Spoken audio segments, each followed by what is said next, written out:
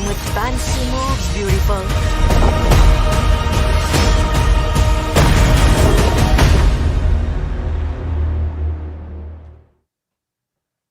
Hello, everybody. It's me, Jeff. Hope you're all doing well.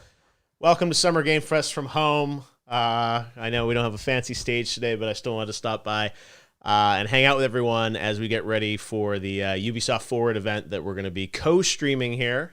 Something I'm allowed to do on Summer Game Fest that will start at the top of the hour here in about 30 minutes. So I want to kind of walk you through what we're going to do today. There are two big events that we're going to show you. We've got Ubisoft Forward that will start at noon. That briefing is going to last just over an hour in length, so we'll be able to bring that to you. And I'm going to run those kind of full for you.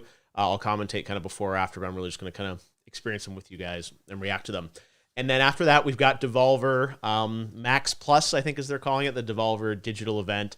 And that one we will be running for you guys at 1:30 p.m. Pacific. That one is kind of not a part of E3. It's actually part of, I guess, Summer Game Fest and Twitch and everything like that.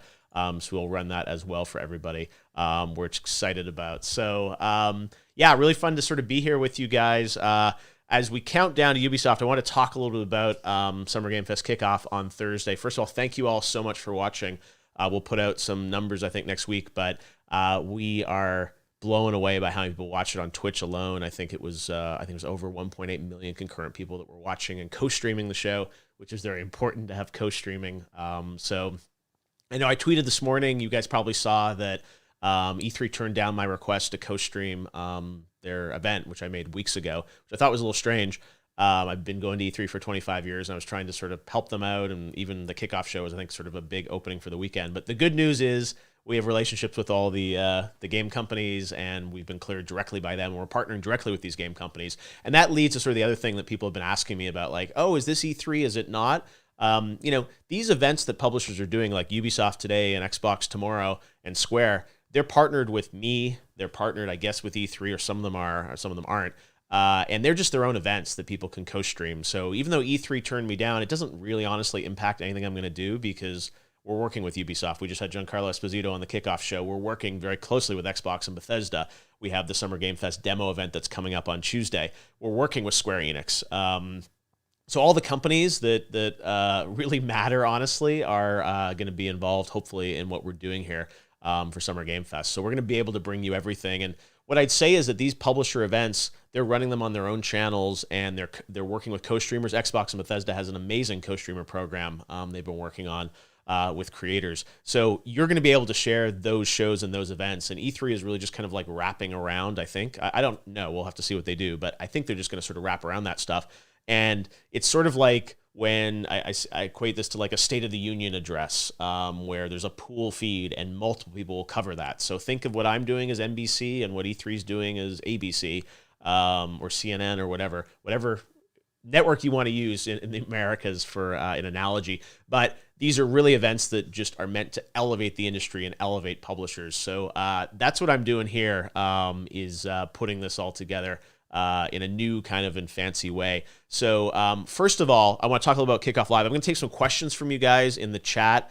So on Twitch, if you have, I think I'm going to take for a Twitch chat, a featured chat up. So I'm going to take some questions for you guys. But first of all, I figured we should maybe run some of my favorite moments from Summer Game Fest Kickoff Live. And of course, we got to start with the one and only Elden Ring. An amazing reveal that I've been working on for a number of years with From Software and Bandai Namco. I was stuck in gamer jail, as you guys said at the Game Awards, because we couldn't bring it to you then. And believe me, people started asking me about Elden Ring. I think it was Gamescom opening night live in 2019, right after it was announced at E3, and everyone's like, where's Elden Ring? Where's Elden Ring? It took a long time, and that's because From are perfectionists, and they were working on it. We were talking, honestly, all that time, but they just weren't ready. So sometimes we have to be patient, and I'm so thankful that they wanted to partner with me on debuting the first look at that game and wowing everyone with that release date. That was so secret, that release date, that I think only 4 people in the world really knew what the release date was outside of From, and I was one of those, and I only found out that release date, I think, last week. They were so secretive about it, and luckily it didn't leak. We really got to surprise everyone. January 21st, 2022. is the release date for Elden Ring, and an incredible 3-minute trailer that we partnered with From on. So I really want to thank them. That was many months of conversations, and obviously From had many opportunities of how they could have debuted that game, and they were very keen on my idea of a cross-industry showcase that we could all come together and do something new, and I'm so appreciative that they supported me in building Summer Game Fest, which is really just me doing it. I'm just so excited that we were able to sort of build this on our own and put together this amazing kickoff show with that game. So I'm going to show you that trailer again. If you haven't seen it, let's watch it again because it's so amazing. And then we'll come back, talk a bit more about that, and take some of your questions and get ready for Ubisoft at the top of the hour. So here, I think, again, I'm doing this all. I usually have a whole team of like technicians and directors and producers. This is me in a Stream Deck at home. So lo-fi Summer Game Fest, but I'm like, I wanted to do this today to see all you guys. So all right, let's look at Elden Ring.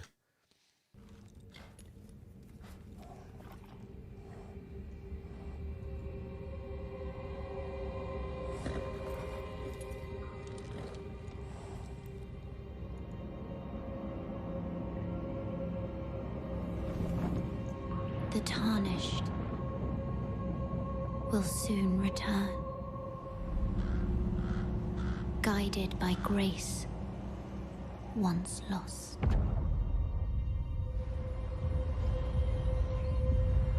The Golden Order is broken to its core.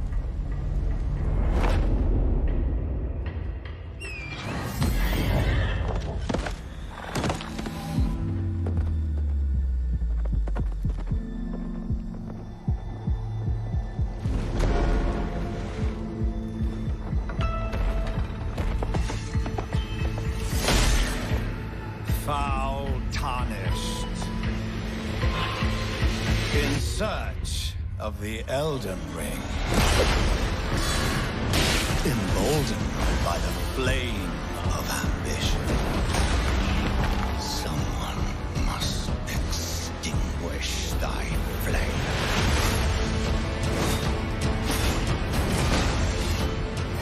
They will fight, and they will die. In an unending curse.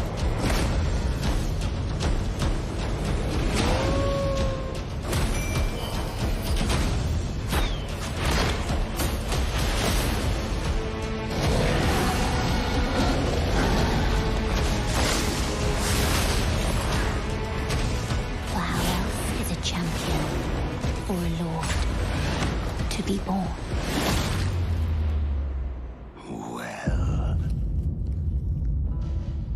Lowly tarnished, playing as a lord. I command thee now!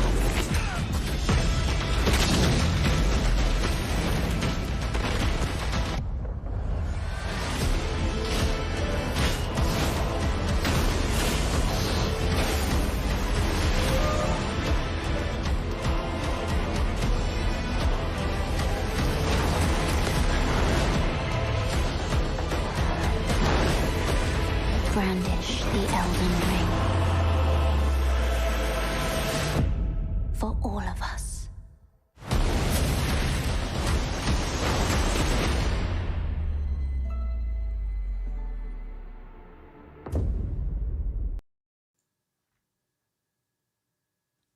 And there is the release date. An amazing trailer, and I want to thank From for the opportunity to debut that to you guys on Thursday. So I'm going to take some questions now. We've got the Ubisoft Forward at the top of the hour, and we'll be watching a co-stream of that, which I'm excited about. So we'll be able to sort of go to that. We can check in now and see what's going on over here.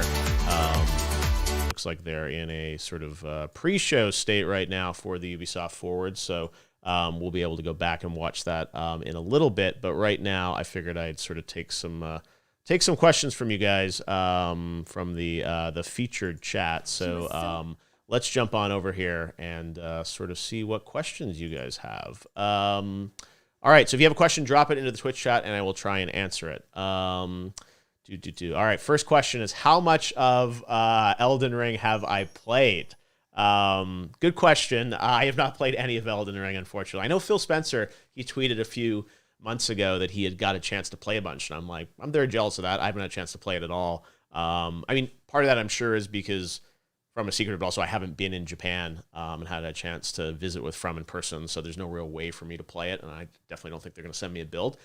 So I've only really seen what you guys have seen on it. I've seen some imagery and stuff and things like that around it beyond what was in the trailer, but yeah, I have not seen a lot more than what we've all seen together. So yeah, good question though. I wish I had a chance to play some Elden Ring, as you guys all do, and shout out to everyone on the Elden Ring subreddit. It was fun to kind of watch you guys react to all that, and it was so much fun. So all right, let's see. Next question. What's been my favorite game-related thing to ever announce? That's a good question. Well, I mean, the revealing the new Xbox was pretty incredible. To have a new piece of hardware revealed at one of my shows, that's something that I sort of never expected was ever going to happen, and I was really honored to have that happen. Game-wise, it was fun back in the day when we did, you guys may remember, Metal Gear Solid 5, Phantom Pain, and sort of how we did that crazy trailer. It was just called The Phantom Pain. With Moby Dick Studios and everything, and then that led into me and Mogren, who was Joachim Mogren, I think was his name, who was this Swedish developer that Mr. Kojima made up. That was a pretty fun thing to announce and just freak people out with this game. And then instantly afterwards, people figured out the Phantom Pain logo. If there were little cuts and slits in it that formed the Metal Gear Solid name. And I remember this was the early days of Twitter, but I was at the after party with Mr. Kojima, and he pulls out his phone and he shows me, someone I think was on Twitter had already figured out that it was Metal Gear Solid, which was fun. So that was a pretty kind of freaky thing. But yeah, I've been lucky to be involved with a ton of amazing game reveals, and everyone is special.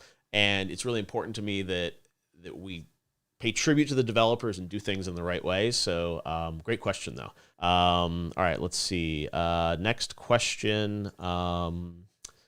Let's see. Am I confident we will see Starfield tomorrow? Good question. Yeah, so tomorrow's the Xbox and Bethesda game showcase.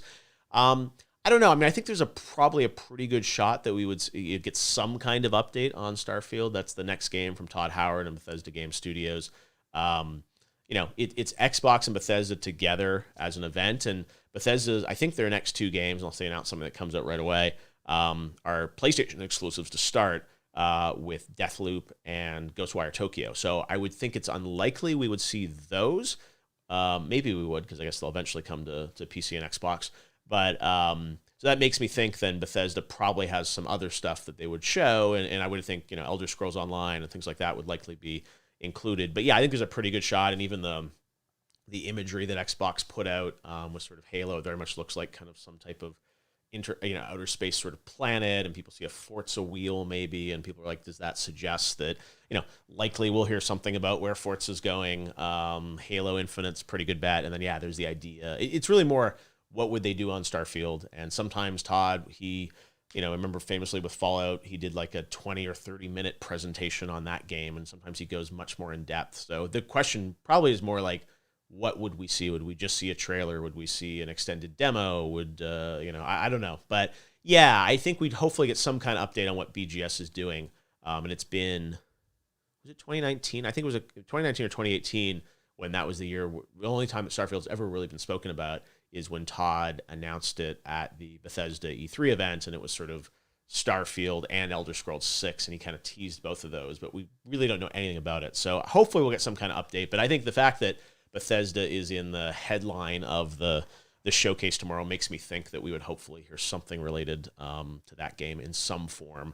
But who knows? It's also, I will say, COVID has really impacted the development of games and work from home, and it's been slower to make games. So who knows? And there are definitely games that have been delayed a lot. I'm not saying specific to that game, just in general. And that was one of the things with Elden Ring. I mean, it's it's been really hard in Japan over the past year to develop games, so that definitely has impacted things. But good question. We'll watch it all together, and we'll just sort of see.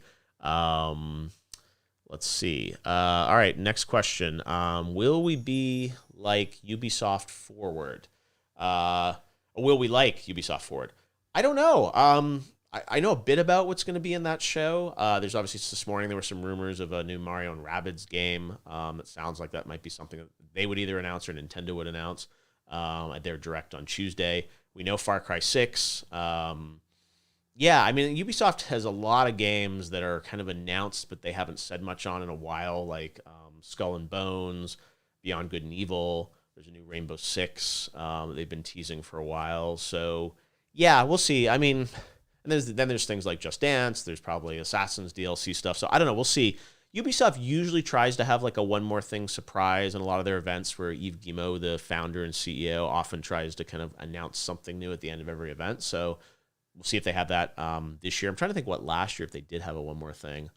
I can't remember. So we'll see. I don't know. Hopefully we'll like it together, and I know a little bit about what they have in store, but I haven't seen it and don't know exactly what to expect. So we will hopefully find out more together in like 20 minutes here. So it's not going to take that long.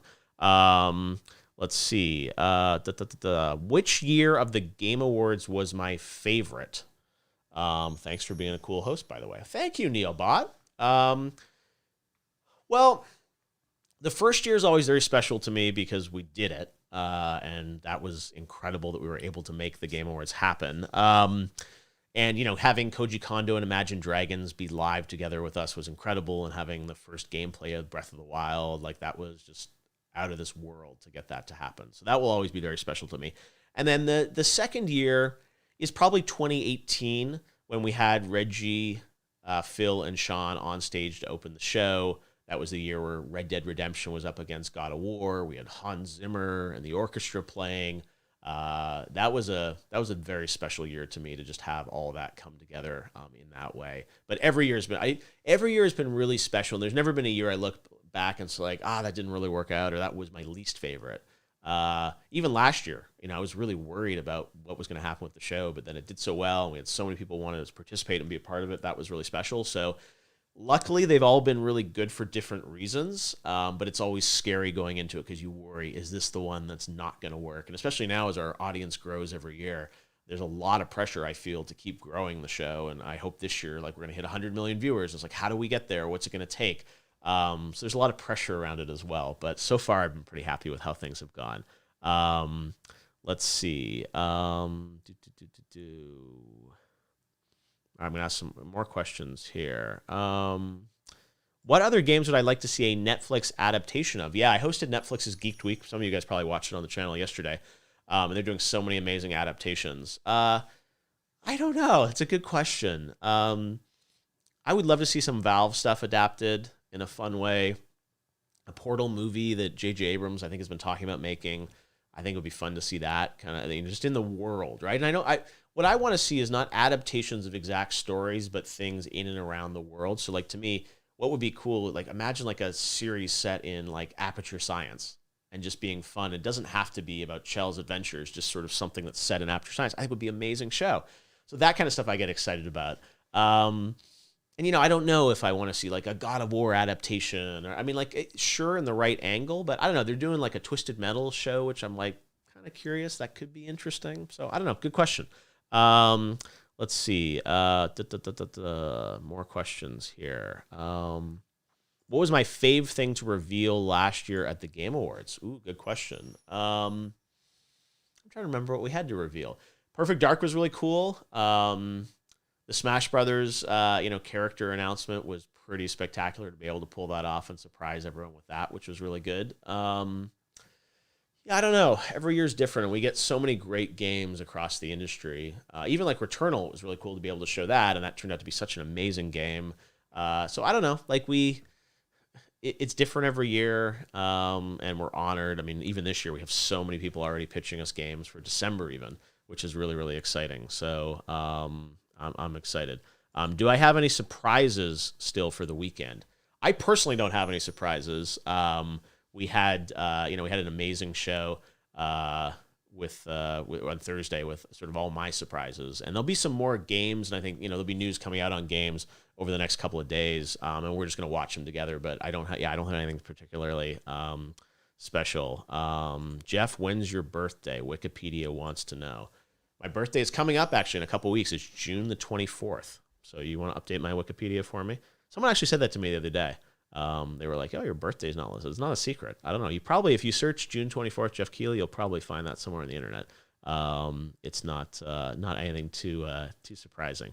All right. I'm gonna do a couple more questions. How did the Jeff Among Us mask become a thing? That's a great question. Hopefully you guys connected your accounts on Thursday and got that.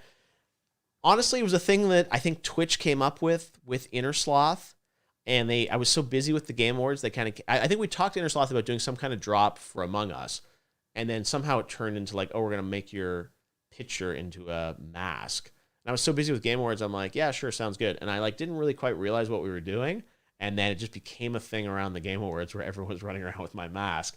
And the joke, which I always say to the Innersloth guys, is I never get my mask because I'm always hosting these shows. So even like this time, Victoria from Innersloth asked me like on Twitter, it's like, oh, did you get the mask this time? I'm like, no, because I was busy hosting. So like I need to like set up a PC on stage so I can go get it, because you can only get it if you're watching the stream on a PC. And sometimes I check the stream on my phone, but that's not going to work, for a Twitch drop. So I still don't have the Twitch drop, but I'm glad you guys do, and it's kind of silly. All right, we're gonna let's look at another trailer from the show, and this one is a special one for me. This is Death Stranding director's cut from my good buddy Hideo Kojima. This is Death Stranding coming to the PlayStation 5, and let's take a look at that amazing trailer that definitely has some Metal Gear Solid style vibes to it. So let's take a look at that, and we'll get ready. The Ubisoft Forward event is coming up in about 12 minutes, and we're going to stream that here live and react to it. So let's take a look here at Death Stranding director's cut.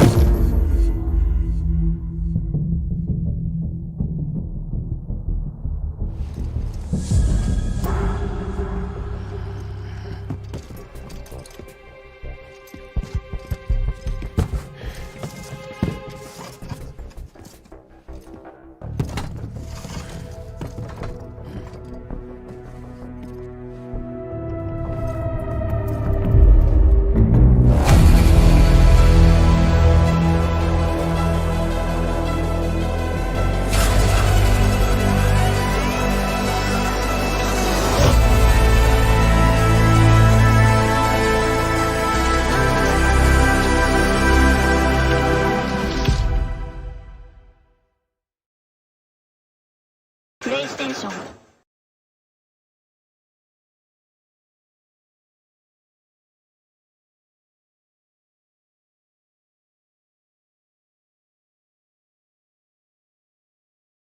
There you go. Sorry, I was transfixed for a moment at the end there.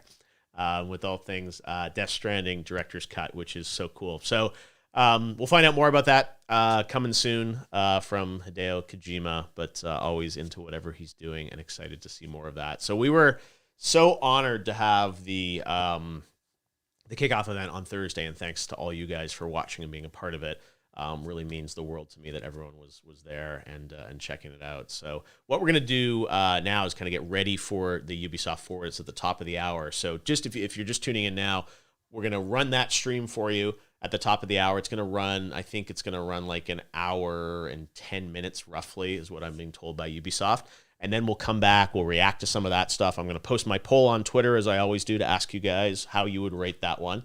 And then we're going to have the Devolver Direct, which I think is called Devolver Max Plus. And that's going to happen at 1:30 p.m. Pacific.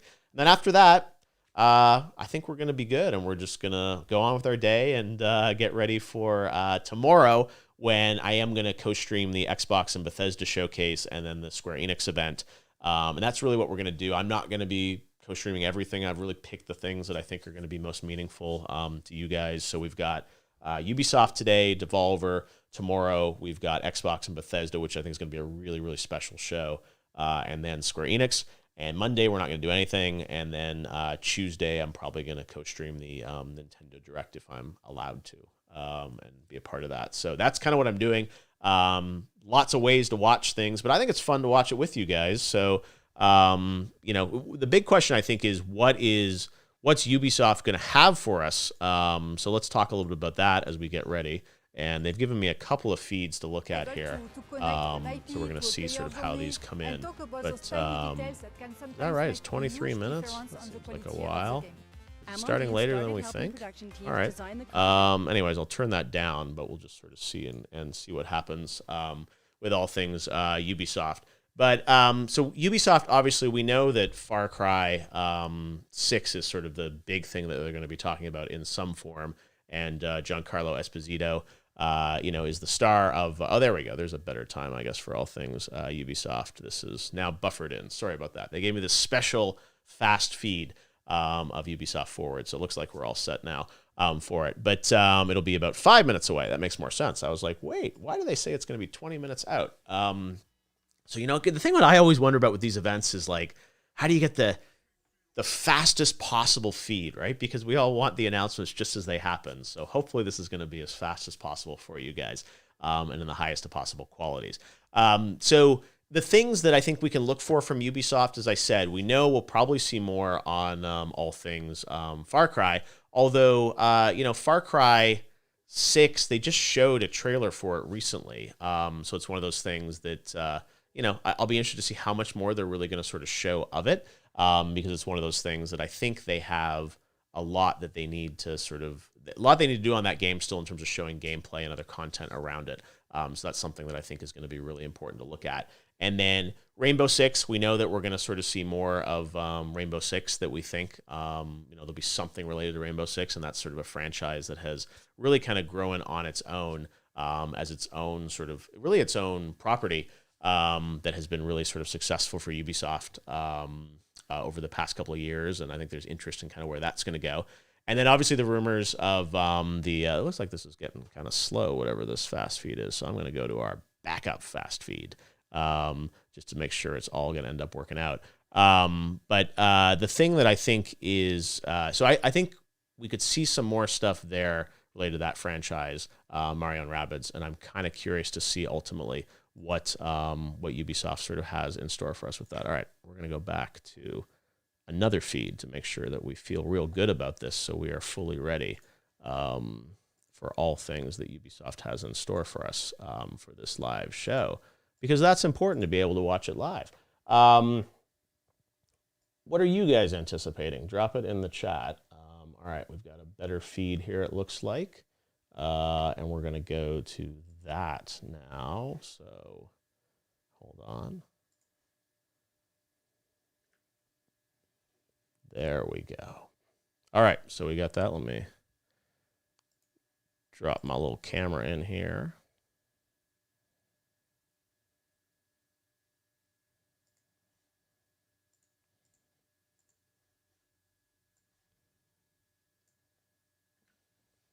I'm back. All right. We got our official feed here, I think, which is good. Of the Ubisoft show. So we are 3 minutes and 42 seconds away from the sort of official kickoff here of the Ubisoft show. And in terms of what we're expecting from them, I think we're probably going to see, I think Far Cry will be a big part of it. There's rumors of sort of something Mario and Rabbids related, so hopefully we'll get to sort of see more of that and understand more of what those guys have in store for us. And then beyond that, there's always a surprise. I always feel like Ubisoft, especially the sort of E3 time of the year, always wants to sort of figure out a way to kind of be able to give us something that sort of is fully kind of cool and interactive, which is important. We're going to sort of sit back and watch all things Ubisoft. So it looks like we are fully ready to go. 2 minutes and 50 seconds out from the event.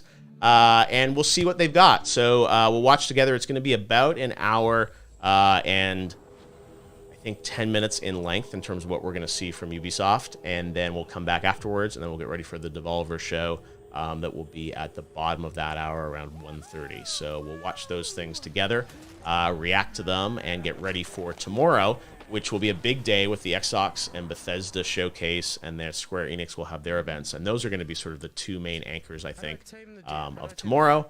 And then kind of, I think this sort of whole E3 thing has sort of just become a time of year now, right? Where everyone kind of gets together, gets excited about games, and we all sort of build off of them together. So that's what we're sort of going to try and continue to do, I think, as an industry, is really come together for these big moments in time, celebrate games together, and co-stream them. That's the thing I probably saw this morning on Twitter. I was a little disappointed because I wanted to kind of just take the official E3 feed and co-stream it, and they said you can't do that.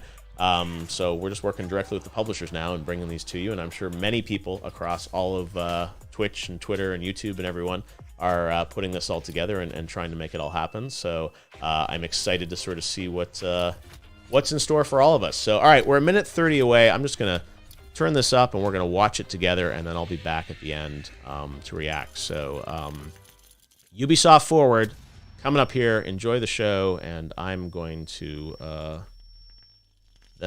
return, and we'll talk about it after. Enjoy the show, guys.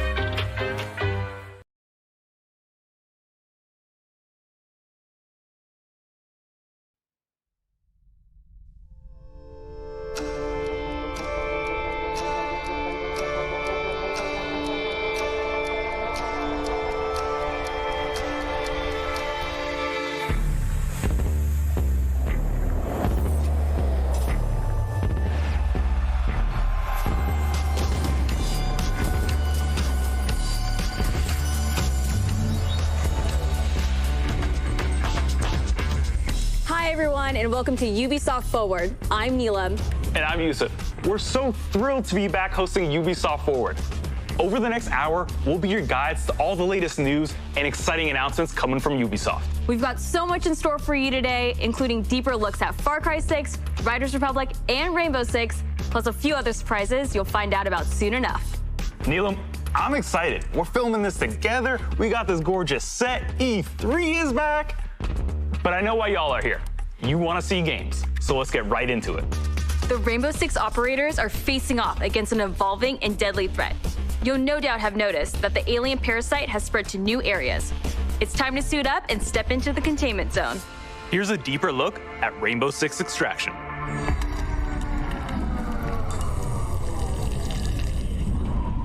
I used used to feel so much peace, staring into the heavens, until a piece of it fell.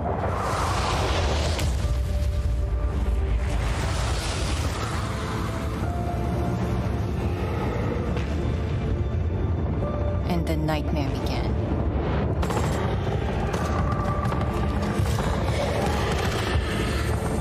We thought it could be contained. But it evolved. So we did too. One of our own is MIA. I need an extraction team, now. If there's a way to stop them, you will find it. But I know you will find me first. Okay, the plan.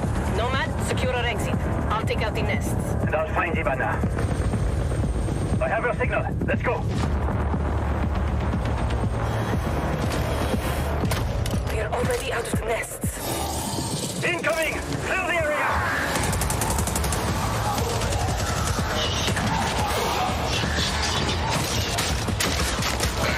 Stand back!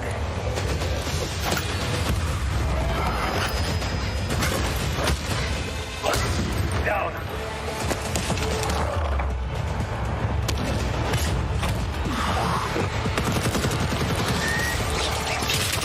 Clear! Let's move out.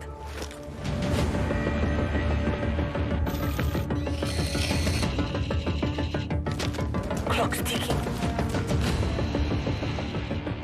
I found her. Ivana, hold on.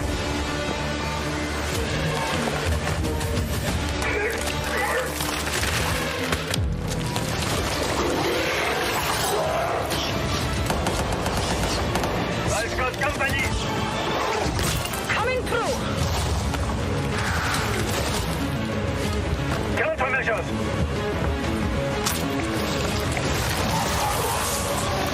Check. Make for the exit. An apex! Get down!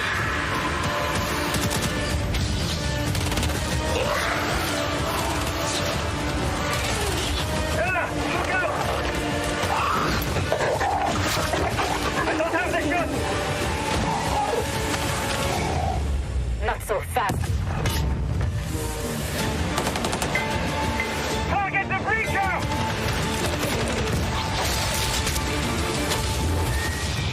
Now's our chance! Nomad, blow the door. Cover me.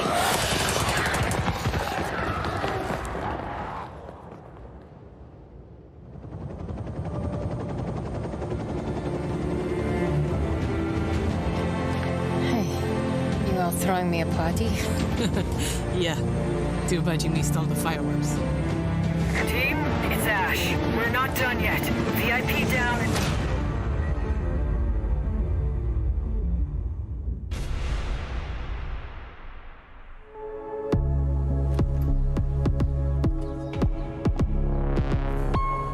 Now, I know you must have a ton of questions after seeing that trailer, and we have answers as well as a full gameplay walkthrough coming up, so hang tight.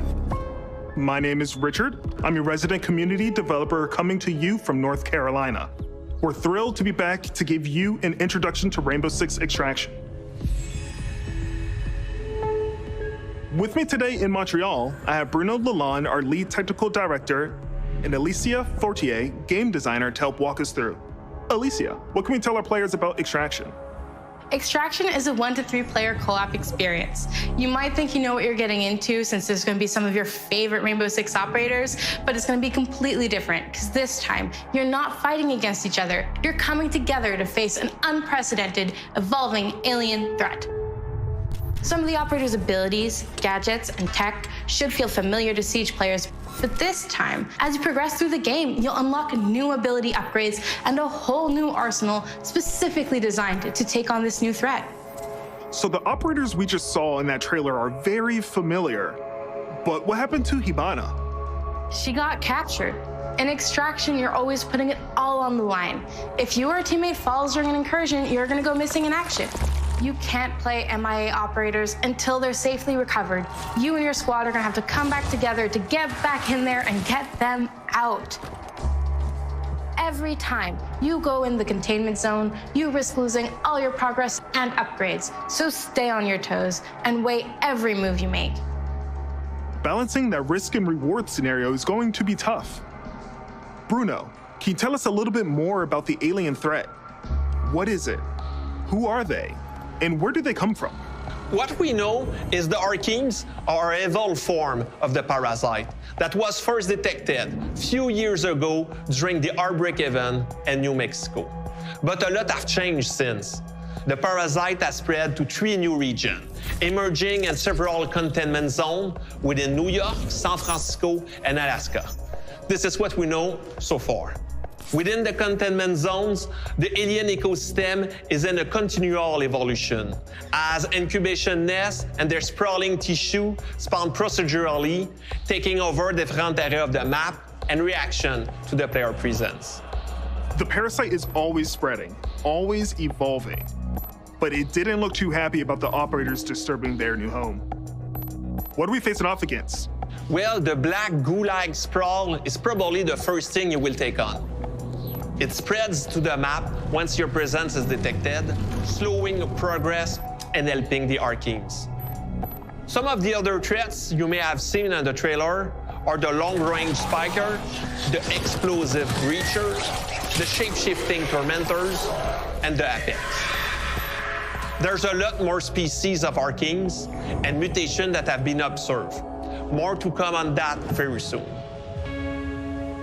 Thank you both so much for joining me. I'm really excited to dig into more of the details. We still have crossplay to talk about. Yes, that's right. Extraction will bring everyone together regardless of the platform. And for our Rainbow Six Siege community, we have exclusive unlocks for you in both games. Okay, you've been waiting long enough. Let's take an exclusive first look at some gameplay footage. Here is Rainbow Six Extraction.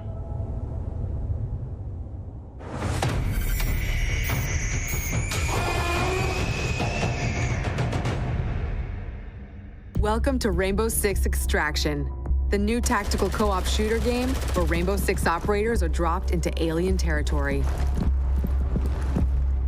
In today's walkthrough, we're on a mission to investigate anomalies identified at the Orpheus Research Center in Alaska. HQ will provide additional instructions. We need new data on the parasite's underground network. It keeps evolving, adapting. Plant auto trackers on dormant nests. Don't destroy them or we'll lose the trackers.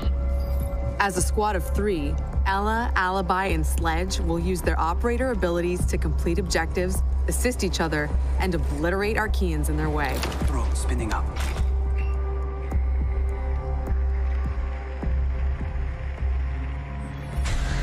That's a grunt. Easy for a nest to incubate and bring to life, not so easy to eliminate in large numbers. Converge on location. Nice and quiet. The enemy reacts to intrusions in their ecosystem, including operators. Eliminate my target. So stealth tactics are the way to go. Visual on nest. Place auto trackers for our React scientists. Auto tracker activated.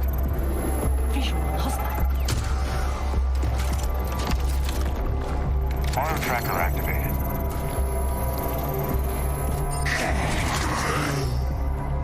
The parasite generates sprawl, a substance that connects the whole ecosystem. Alert an Archean, and a nearby nest wakes up too. Archeans move faster in sprawl, but operators get slowed down. Take my guy out. The squad can use their React light to see bioluminescent properties in Archeans and in the environment. The contrast helps to better identify targets.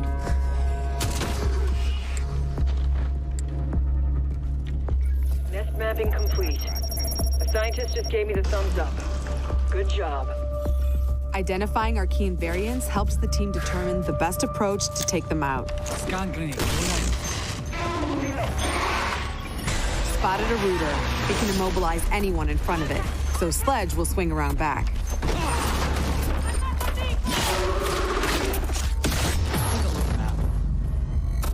Get out of there before the swarm appears. Don't push your luck.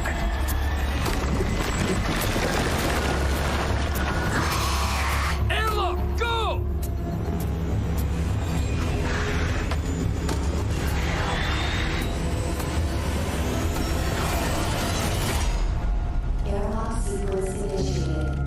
That was close. Here, the team can regroup and resupply. Airlock doors will open onto the next subzone, which will be tougher than the first. We need tissue samples from those Archies, and we need them gone. Use your react blade.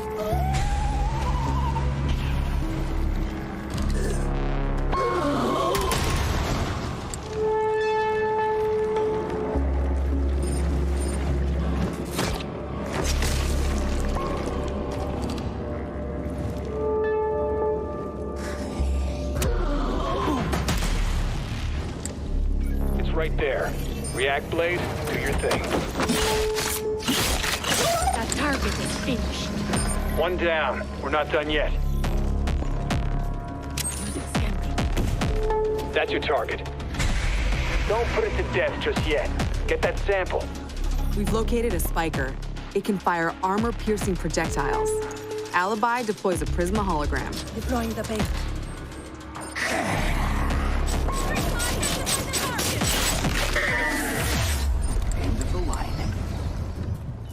The squad can use React tech to go further in incursions.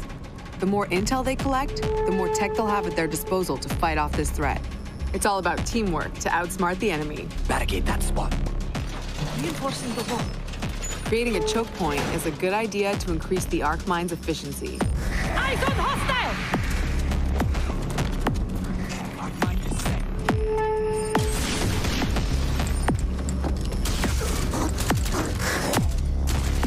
That's the way. Keep hunting.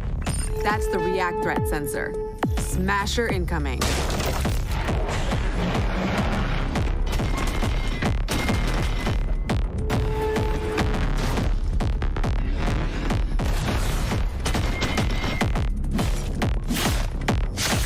Wow, that did it. Take out the leader, no leader for the Archies to follow. Another objective completed. The squad can either exfil at the extraction point to bring home the latest intel, or move to the next airlock. The third subzone will be the most challenging yet, a true test of both tactical team strategy and operator reflexes. Some Archeans are responding to an elite as if they're communicating. No way we'd let them mobilize against us. Hunt them down until the elite comes out of hiding.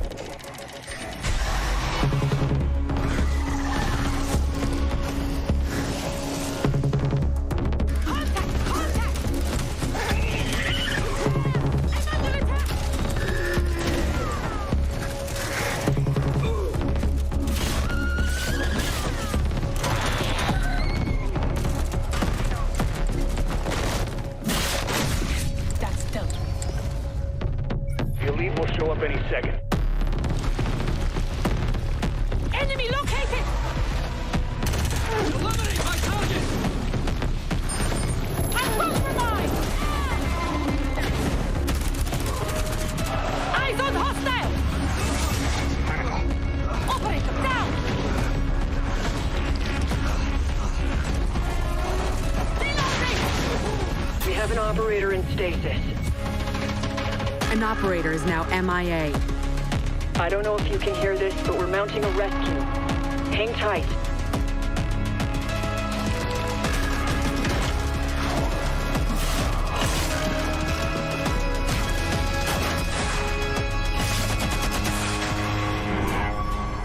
You heard it. A rescue mission is underway. React still needs you.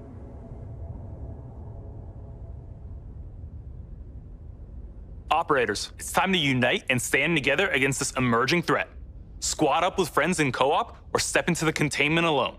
Stay tuned for more Rainbow Six Extraction intel coming very soon. If you think fighting aliens is tough, try learning guitar. Well, that was a segue. 10 years ago, Rocksmith redefined music learning by introducing the first console game that taught millions how to play guitar.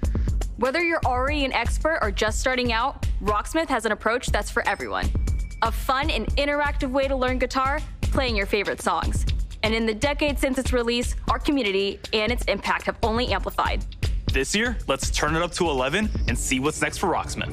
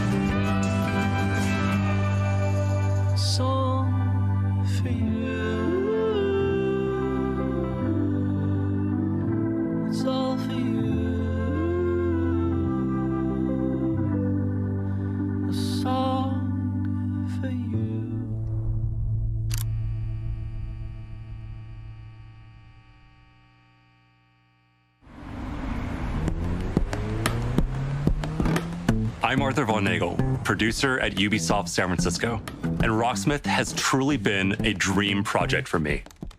As a lifelong gamer and a touring musician, Rocksmith is what I wish I had when I started learning music. And that's why I'm thrilled to share the next evolution of music learning, Rocksmith Plus, a new interactive music learning subscription service available this year. Learn how to play guitar and bass by playing along to master recordings of your favorite songs. Connect your instrument to your PC, console, or mobile device and get real-time feedback as you play. Connecting with Rocksmith Plus will be easier than ever now that you can use your phone as a microphone. Download the app, log in, sync to Rocksmith Plus, set it down, and play along. Now, acoustic players and electric players with amps can use Rocksmith Plus with no extra gear needed. It's a game changer. And we're excited to reveal Rocksmith Plus will have a huge amount of songs at launch. All songs in the library will have chord charts that'll be perfect for rhythm players who want to learn the foundation of a song to hum and strum along to. We'll still have the note-for-note, authentic arrangements for players that want to play songs exactly how the artists originally played them. And each week, we'll release a steady stream of new authentic arrangements to keep growing that portion of the library. We're also introducing the Rocksmith Workshop, a new tool that lets users create and add their own arrangements for songs we've licensed. Your subscription will give you access to all those songs, more content than ever before, including genres beyond rock. We'll have pop, hip-hop, country, Latin, R&B, all sorts of metal subgenres. We'll have music from all over the world, from big stars to indie darlings. It's the most diverse song library ever seen in music learning software. Rocksmith Plus will still have our proven practice features like adaptive difficulty and riff repeater, which let you practice and learn at your own pace, or slow down and repeat tricky parts until you master them. We've improved those features in Rocksmith Plus and are introducing new ones. Beginner and intermediate players will benefit from more personalized learning, thanks to an enhanced recommendation system and more robust progress tracking. Players won't just see their growth on a single song. They can now monitor their progress technique by technique across the board, and overall offer a better sense of how you're improving over time. Advanced players will be happy to know we're introducing a new Rocksmith tablature view. That way you could take advantage of Rocksmith Plus's song library and practice tools in a format that's familiar and one that will hone your tab reading skills. We're excited to announce that you can register for a chance to participate in our closed beta right after the show. Visit our website at rocksmith.com to get an early look at Rocksmith Plus and help us test and create the future of music learning. Thank you so much to the amazing fans who have enjoyed and supported Rocksmith over the past 10 years. Let's jam together with Rocksmith Plus for another 10.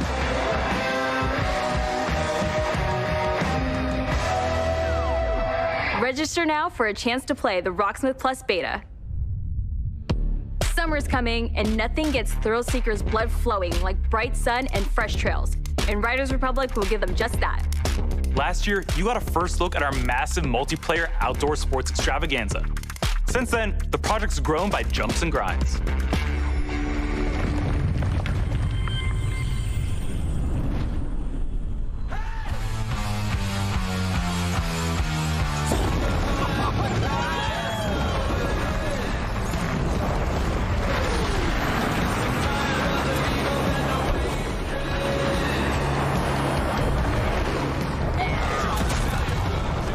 Greetings, thrill seekers. This is the Riders Ridge, the Republic's stomping ground. From here, you can meet like-minded riders, manage your career, learn to nail those wild moves, stay stylish, share your creations with the Republic, stay on top of the latest news, and take up some ferocious multiplayer action like Free-for-All or Tricks Battle, our 6 versus 6 team competition.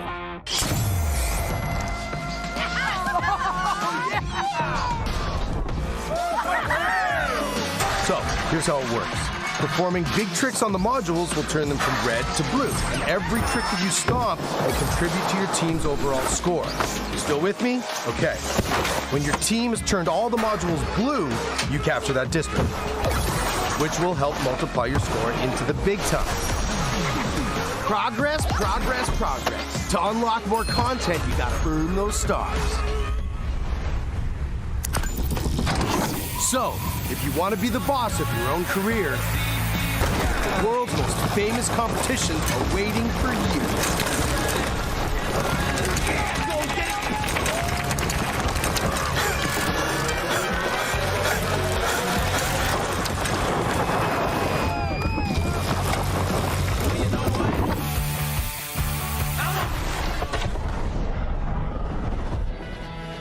Now, some might say the best parts of the Republic can be found in the city playground. We've got modules that you can slay for days.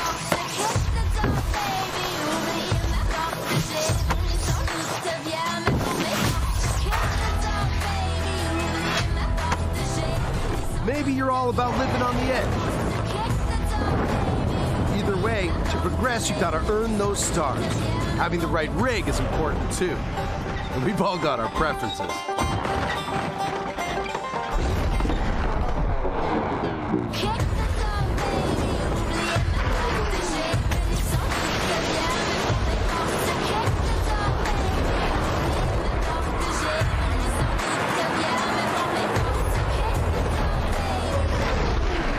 All right, I get it. Sometimes you just want to explore and bathe in nature.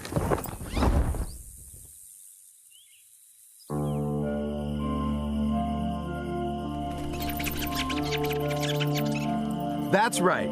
Everything you do counts. Getting those stars means more rad to be had. and the Republic will abide. There's always something awesome to do as you reach new milestones and unlock more challenges. It's the Red Bull Joyride, people. It's infamous. It's spectacular. It's the biggest stage in slopestyle mountain biking. And guess what? You can play it versus your friends. There is so much more. More stunts. More sports. More events. Just more, okay? And a natural outdoor playground for you and your friends to enjoy any way that you want. When we say fun with everyone, we mean it. Look at all these riders. Does this speak to you? Then don't miss out on mass races. Woo!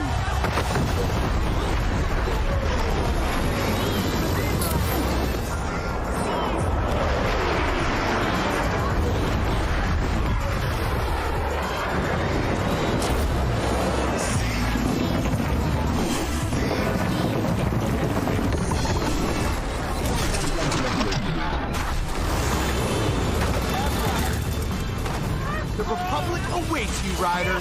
See you soon.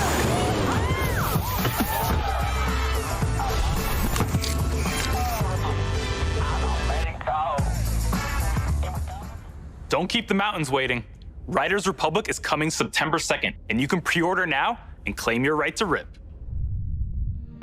Okay, so we've seen some of our favorite Rainbow Six operators battling alien parasites, but how's their day job going? You know, ever since Crimson Heist, we're still trying to clear all those pesky Flores drones off the maps. Year 6 is off to a blazing start, with Siege passing 200,000 concurrent players a few weeks ago.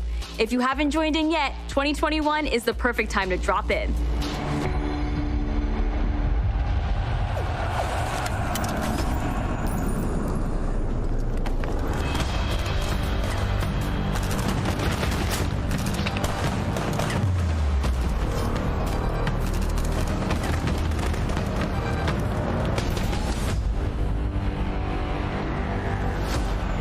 Year into our journey with Siege, we are humbled and grateful for the enthusiastic community that has supported this growth. So today is all about sharing quality of life developments that will dramatically improve player experience. With the community growing every day, we've been hard at work finding ways to improve your ability to play with your friends and meet new players. On June 30th, we are unifying our PC and cloud-based platforms with crossplay and cross-progression. That means that any player on Amazon Luna, Stadia, or PC will be able to queue into games together while having a unified account progression. And for console players, in early 2022, crossplay will be available between PlayStation and Xbox platform, and the cross-progression will be available between all platforms. For these updates, we needed a bit more time in order to prepare and make sure they have a smooth launch. Bringing these player bases together benefits everyone. It will finally allow you to play with your friends across different platforms. It also means that your progression will now follow you, anytime and anywhere you play. We know crossplay is a feature a lot of you has been anticipating, and we are thrilled to see the enthusiasm its announcement has inspired. From your amazing fan art to the awesome cosplays, the Rainbow Six community is the lifeblood that keeps this game moving forward. We cannot thank you enough for your support. It is because of you that Siege keeps evolving and growing. To wrap up, here's a brand new animated trailer starring Thunderbird, the new Defender joining Team Rainbow. Check this out.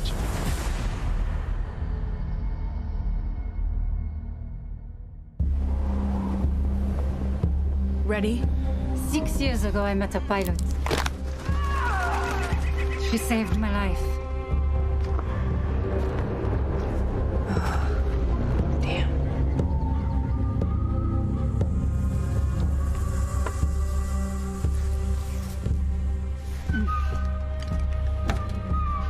That symbol, what does it mean? This jacket was my father's. Dagu Wakan, Wichachpi. The Creator's star has many meanings. Love, wisdom, bravery. Suits you. Listen, I need to get this bird in the air. You try to get some rest. You're the boss.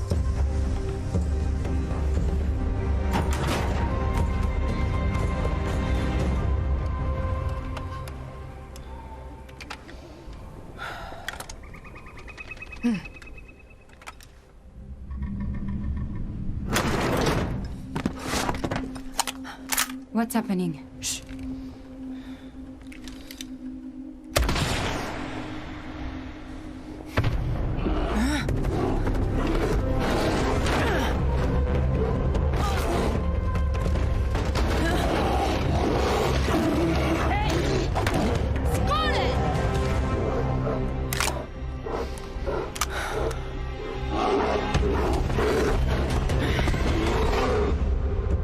Wait, that's it? What happened next? Why don't you ask her yourself?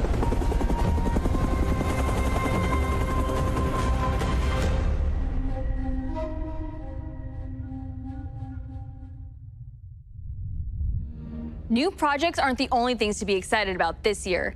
Take a look at the incredible updates coming to our live games in 2021.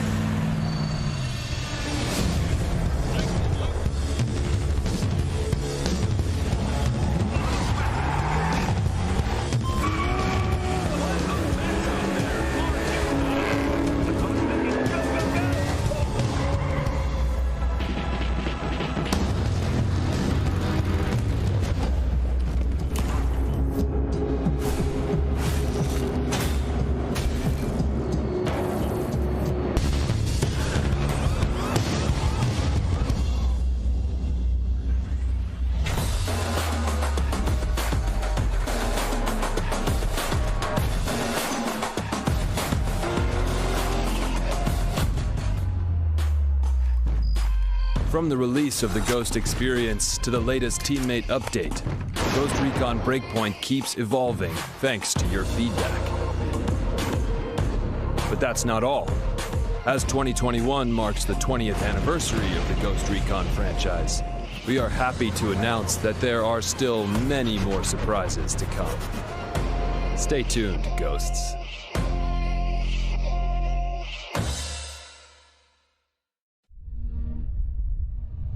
Just Dance has always been about connecting with friends and family.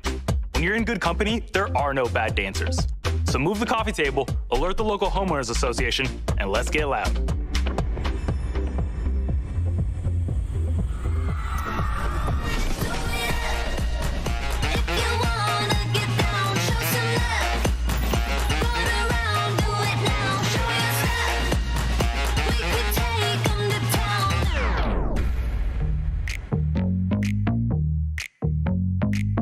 Hello, my name is Todrick Hall, and I'm a singer, dancer, actor, director, and choreographer. I am super excited to announce that my song, Nails, Hair, Hips, Heels, is going to be a part of Just Dance 2022. Face, eyes, thin, waist, thick, thighs, you, me, you, wish, new phone, who, this.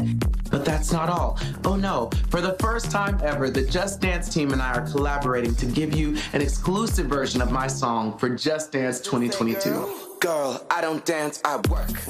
I don't play, I slay. I don't walk, I strut, strut, strut, and then sashay. To me, Just Dance allows people to express themselves through dance. and to celebrate who they are and their individuality in such a fun way. Just Dance has transformed millions of lives, and I hope that this song brings you all so much joy, whether you're dancing alone or with a group, to work out, or just to have fun. It's going to be a great time, and I can assure you, you will not just play, you will absolutely slay. The new lyrics were handcrafted specifically for Just Dance, and let me tell you something, they're full of sass because, you know, they were written by yours truly, but I guarantee they are going to give people so much confidence. That's the reason why I wrote Nails, Hair, Hips, Heels, and now it's been Just Danceified. I don't think they're ready for this jelly. I hope you all have just as much fun dancing to this track as I had making it. Oh, and one last thing. You will have the opportunity to be a part of the making of my new video, which will be released alongside the new Just Dance track. For more information on how to participate, darling, just check the link below. We got you. I cannot wait to see you all living your best life and being the most fabulous you have ever been. I will see you all in Just Dance 2022. Girl, I don't dance, I work. I don't play, I slay. I don't walk, I strut, and then sashay. But I don't work for free. That's not the tea, hunty. So make it rain on me, and I might let you see. Okay, dolls, y'all know what time it is. Come on, everybody on the floor. I want to see you work. Come on, nails, hair, that's all. It's time to get our Viking on. It was a big year for the new chief of the Raven clan, but your journey with Eivor is far from over.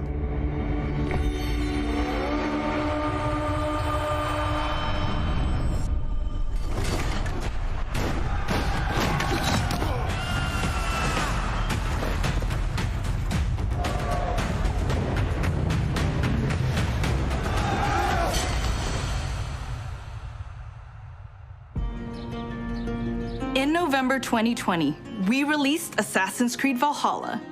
To our delight, it was the biggest launch for any Assassin's Creed game to date, and we have you to thank for that. Becoming Eivor, a Viking leader going on a quest to fight for a new home, is an adventure that resonated closely with many of you.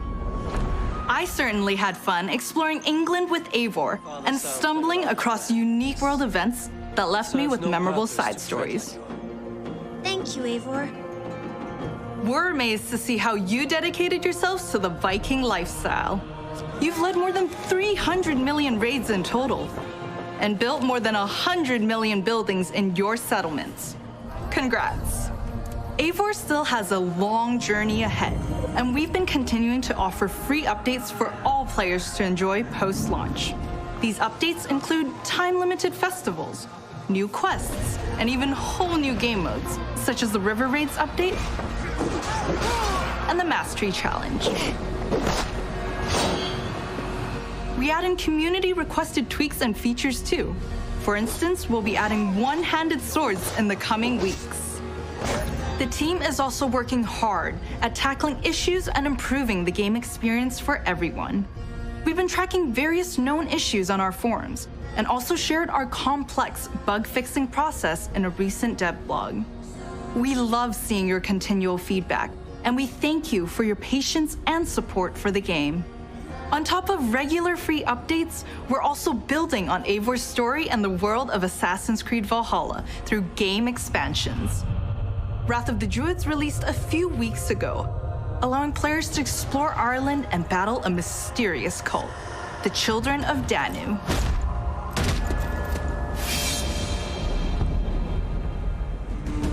In our second upcoming expansion, you'll get to relive the Siege of Paris. This is the most ambitious battle in Viking history, taking place in war-torn Francia. You'll have to do everything in your power to uncover enemy secrets and form strategic alliances in order to safeguard your clan's future. Players may be excited to learn that black box infiltration missions are returning. This means you're given a goal for a mission, but how you'll achieve it is up to you. Expect new abilities, weapons, gear, and of course, new enemies. Watch out for the Siege of Paris coming this summer. Assassin's Creed has long focused on the exploration of history, and we are happy to announce that the new Discovery Tour will be released this fall.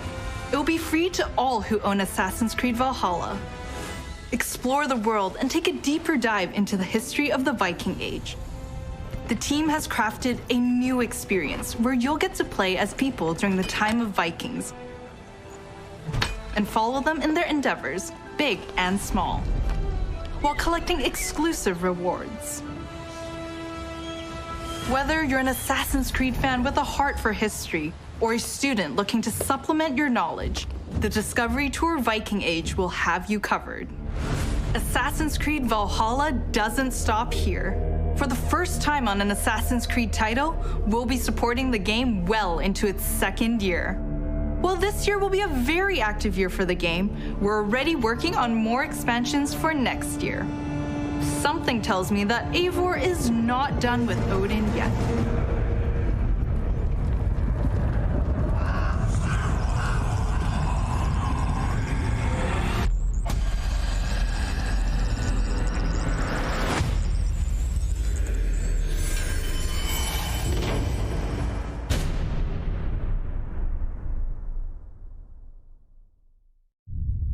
So you've seen some great games from us, but we also have news about the movies and TV series we've been working on. Our Ubisoft Film and Television team has some exclusive content to share. Up first is Mythic Quest, the workplace comedy set in a game development studio that's streaming on Apple TV+. If you haven't watched the second season yet, here's a look at what you've been missing before the upcoming season finale. Why do you have goosebumps? This is an involuntary reaction to Being inspired? I was emotionally manipulated. What's the difference?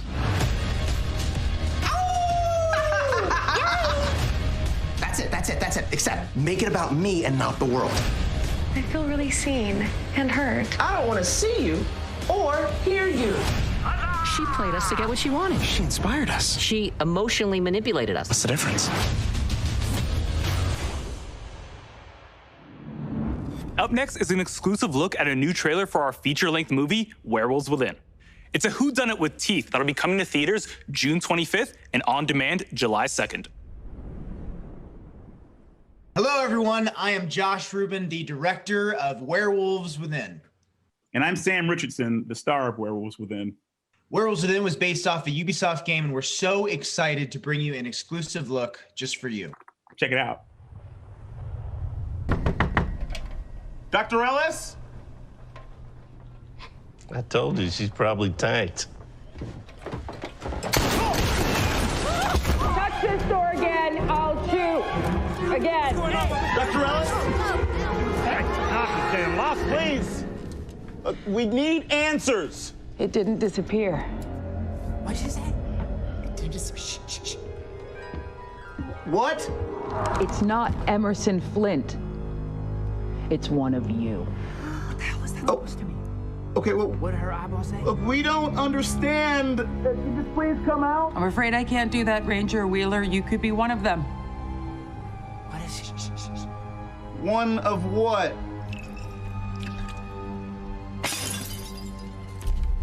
A lycanthrope. A what? A werewolf. The roads are effed. Something's wrong with the generator. Also, there's a dead body under your porch.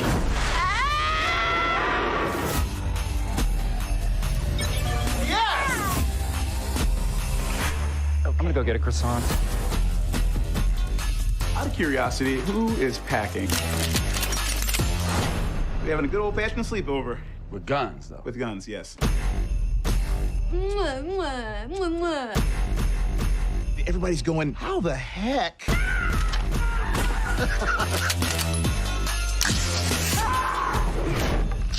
Not littering, I'm just excited. Not judging, just watching it.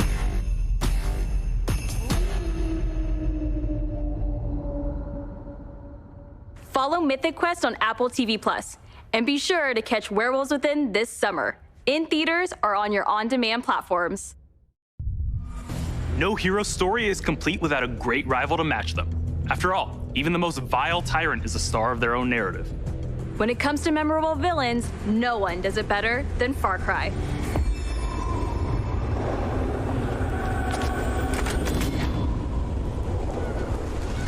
please. We have to get on that boat. Abuela, what the hell I'm gonna do with baseball cards?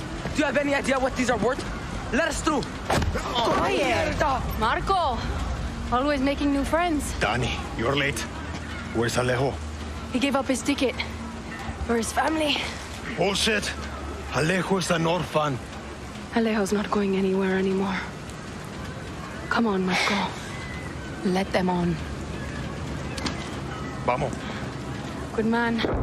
Gracias. Stop boxing now.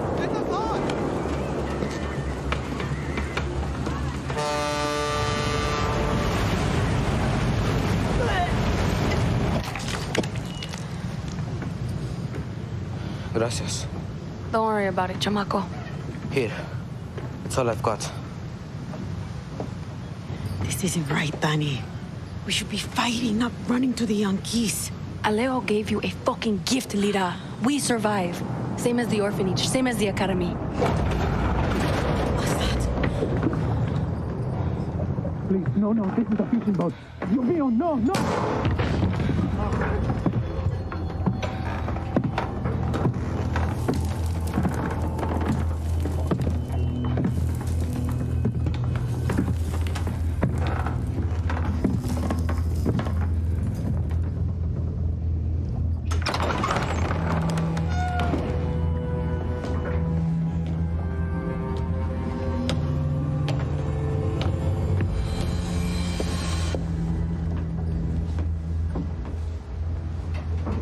Before he was El Presidente, mi papa loved to fish. We would go out on a boat, just like this, and we would catch the fish and then release them. He would say, it's not always about your stomach, mijo. It's about the challenge. Except when he caught a big, fat, juicy marlin, he was too proud to let that fish go. Si, Tirano! You have poison, Yara! You have poisoned your sword! I have caught a very big fish today. Haven't I, Diego? Diego! No way. I have caught you, mijo. Now it's time to bring you home. I don't want this anymore, Papa. We have no choice. Let them go. They can work. Make Viviro. Truth or lies? Truth. They could be good workers. They could help rebuild paradise. But if you wanted them to live, you would have never set foot on this fucking boat. 13 years old. And Diego has such compassion for his people. These fish, we will catch and release.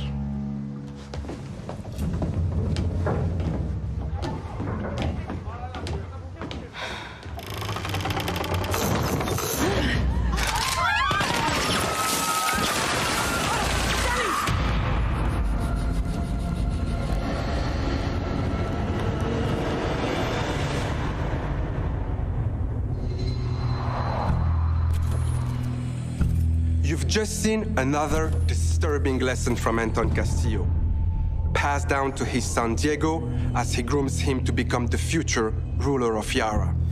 The most important part of crafting a Far Cry villain isn't the fact that they're evil or shocking. It's that there's someone that could sit across from you at the dinner table and charm you into thinking that everything they believe, no matter how twisted or horrifying, could be absolutely true. That's the secret to Anton's power, and we couldn't be prouder to have him join the Far Cry family. Now, when creating Anton, we had quite a lot to live up to. Because when you think Far Cry, you think about its rich legacy of villains. Which makes today a very special day for Far Cry fans. Not only did we get to see into the mind of Anton Castillo, we finally get to unveil some of our post-launch plans. Our dream was to honor the Far Cry villain's tradition and introduce a brand new experience. It is time to see the other side. Go further down the rabbit hole, and it's up to you to find a way out.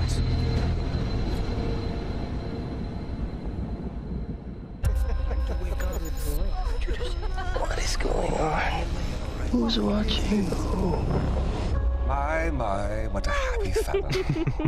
RJ, tell your mother and sister to... You are alive. That is all that matters. What the fuck? Peekaboo, motherfucker. Where the fuck am I? I too am a king who isn't afraid to slaughter to get what he wants. I'm in my way. Is this a test? A dream? An opportunity? Then I will not waste it.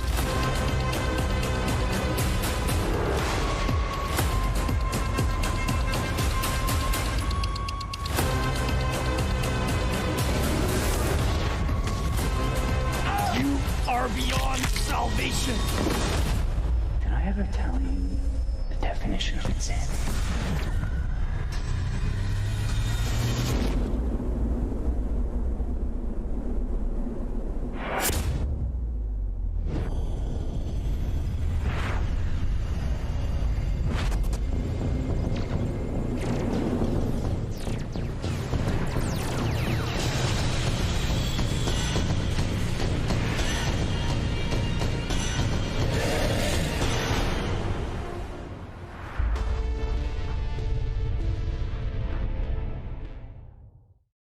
We're so excited for you all to check out this next game.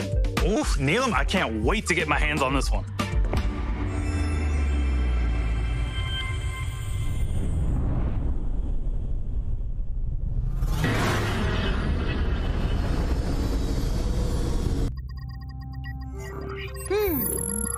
We are now approaching our destination.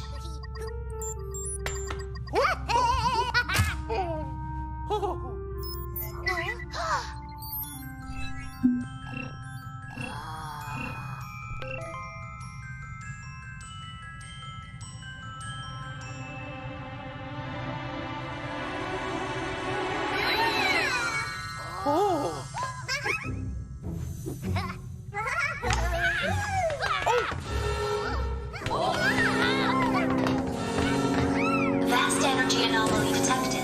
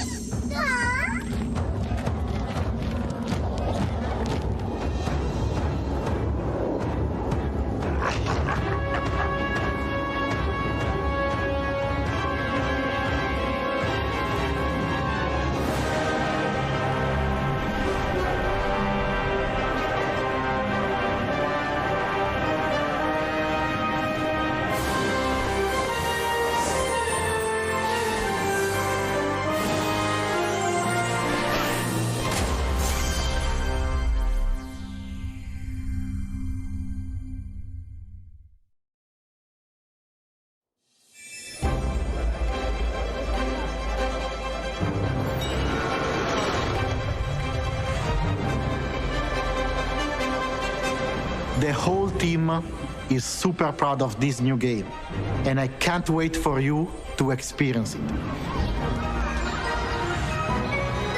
It's fair to say that we did something quite surprising with the concept of Mario plus Rabbids Kingdom Battle. And for this project, we didn't want to stop there. Hi everyone, Mario and the Rabbids are back. And I'm so excited to be back as well today to unveil our new project, Mario plus Rabbids Sparks of Hope. We are diving back into this unique crossover with even bigger ambition, expanding our universe on a major scale. This time it's not just the Mushroom Kingdom, there is an entire galaxy to save. To do so, you will lead a brave yet reckless team of unique heroes, including some fresh faces like Rabbids Rosalina and other surprises. On their quest to repel evil across the galaxy, their spaceship will bring them from planet to planet.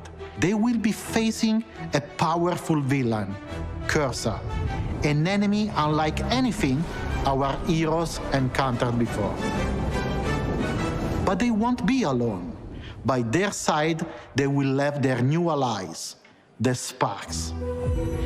These surprising creatures, born from the merge of Rabbids and Lumas, will lend their wild powers to our heroes. Their natures and origin are at the core of our story. But let's keep some surprises for later.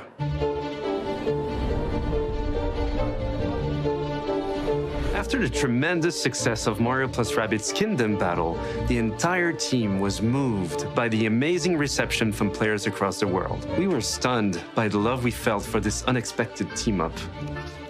We know we've been off the radar for a while now, as we wanted to take the time needed to bring this crossover to the next level. It's not just a new story with new enemies, new heroes. Mario plus Rabbids Sparks of Hope has big ambitions. It introduces new action elements into the mix that will push the boundaries of tactical games even further. That being said, we also wish to offer an easy-to-play experience for all players, yet hard to master for those of you that are willing to take the challenge. And you will be able to experience this cosmic adventure exclusively on the Nintendo Switch. We can't wait to tell you more about the game soon. There is an entire galaxy to save, and we cannot wait for you to experience it.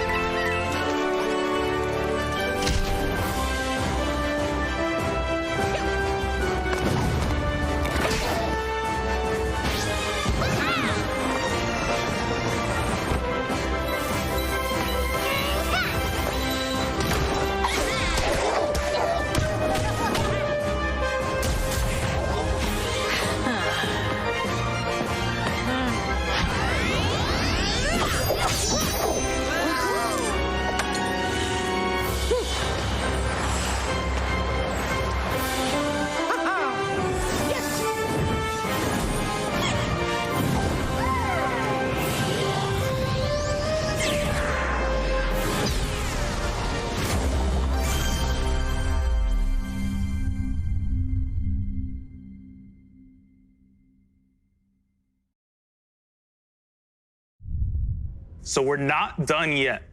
Let's check in with our CEO, Yves Guillemot.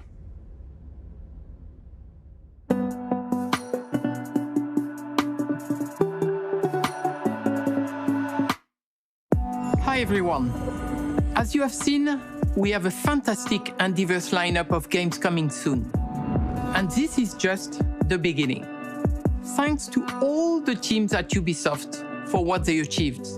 and for always striving to deliver the best possible game experiences. I'm humbled by their resilience, energy, and collaboration, especially during what has been a challenging year. I'm also proud of our industry's ability to bring together millions of players from around the world to share memorable experiences and moments of joy. This is one of the real powers of video games, and it is what motivates everyone at Ubisoft to do our best. Finally, my sincere thanks to you, the players. We appreciate the trust you place in us. Your involvement in our games communities keeps them growing and vibrant. We want to create original, enriching, long-lasting game worlds, and your contributions, feedback, and support make it possible. We also are proud that some of the biggest names in entertainment trust our creative teams to develop games within their universes. For example, you just saw Mario plus Rabbids Sparks of Hope, developed in collaboration with Nintendo, where everyone's favorite Mario and Rabbids characters return for an all-new adventure. And speaking of great partnerships, there is one more exciting thing we would like to show you today. It is a glimpse of the amazing journey that awaits you in one of the most beautiful but dangerous places of all, brought to life by the latest version of our Snowdrop engine. I'm excited to share this first look with you now. Enjoy!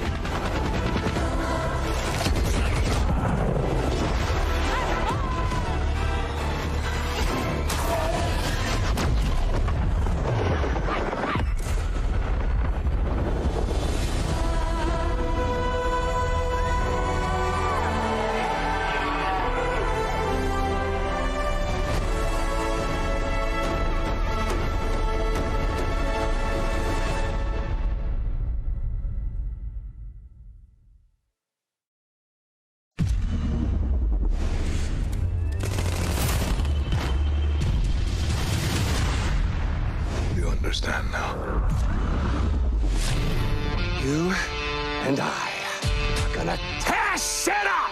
Begin the replay!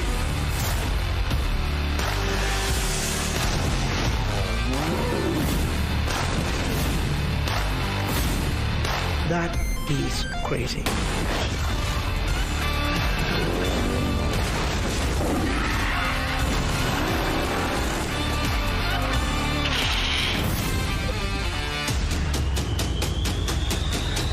Awesome.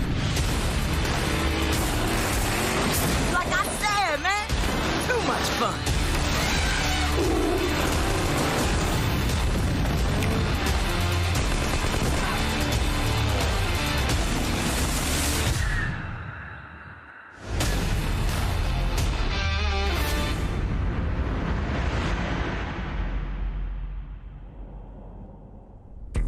Thanks to Eve and all of the devs that joined us to share what's new with Ubisoft.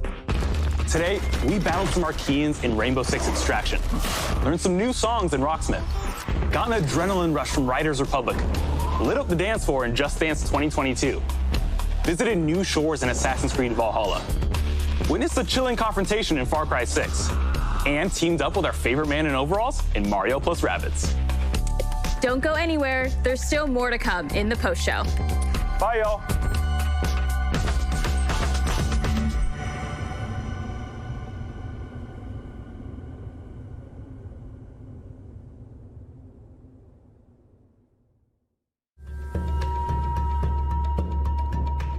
All right, hello everybody. We're back. It's Jeff. Hope you're doing well. That was Ubisoft Forward. And we've got Devolver coming up after this at the bottom of the hour. We're going to start playing that. But what did you guys think? That was Ubisoft's big event for at least the first half of the year. With I think it's Forward important to have a First closed with Nations the reveal of the new mainstream Avatar game. That is because coming from Indigenous women, the team, especially, at are very Massive, it looks like, underrepresented partnering with James in Cameron. That mainstream next Avatar media, film has been and that's what delayed we're, for hoping years and years and to- years. I think to it's coming change out with this at the end character. of 2022. The creation of for the film, at Thunderbird least, and looks like the does game will have be coming out in immense 2022. potential to bust on all Didn't get a all ton of those sense of the negative gameplay, and that stereotypes felt like about more of a even cinematic Indigenous sort of women, trailer, Indigenous but, people. is cool to see. If there's that. I always anything remember that one can year help James Cameron target came to an E3 audience at to Ubisoft. become more interested press in conference gave a very long Dakota talk community, about it's Avatar in probably that world, but technology. excited to and see what happens with the Ubisoft next is film. right in touch So that was a with big the highest close. technology games Mario and and- Rabbids, which had leaked and earlier today. something like this can have that a was really probably big the most impact exciting on reveal to me, youth, at least, and, inside. And David I'm excited and to the see team the outcome is an amazing of- team, and we're going to of look at that Thunderbird. trailer again in a minute.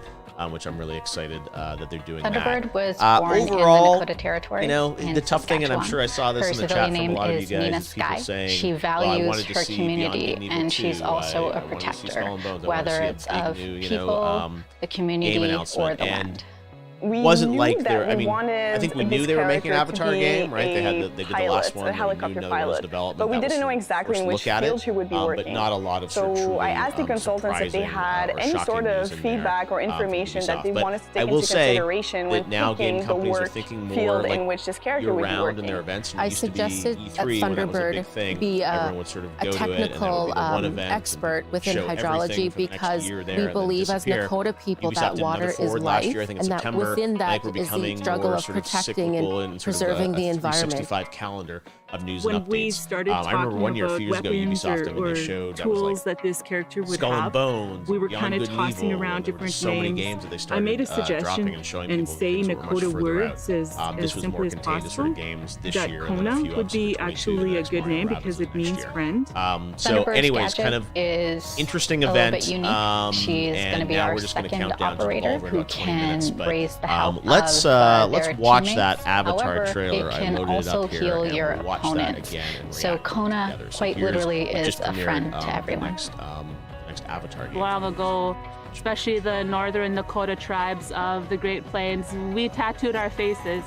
And that's something that has been forgotten, even in our own histories. Now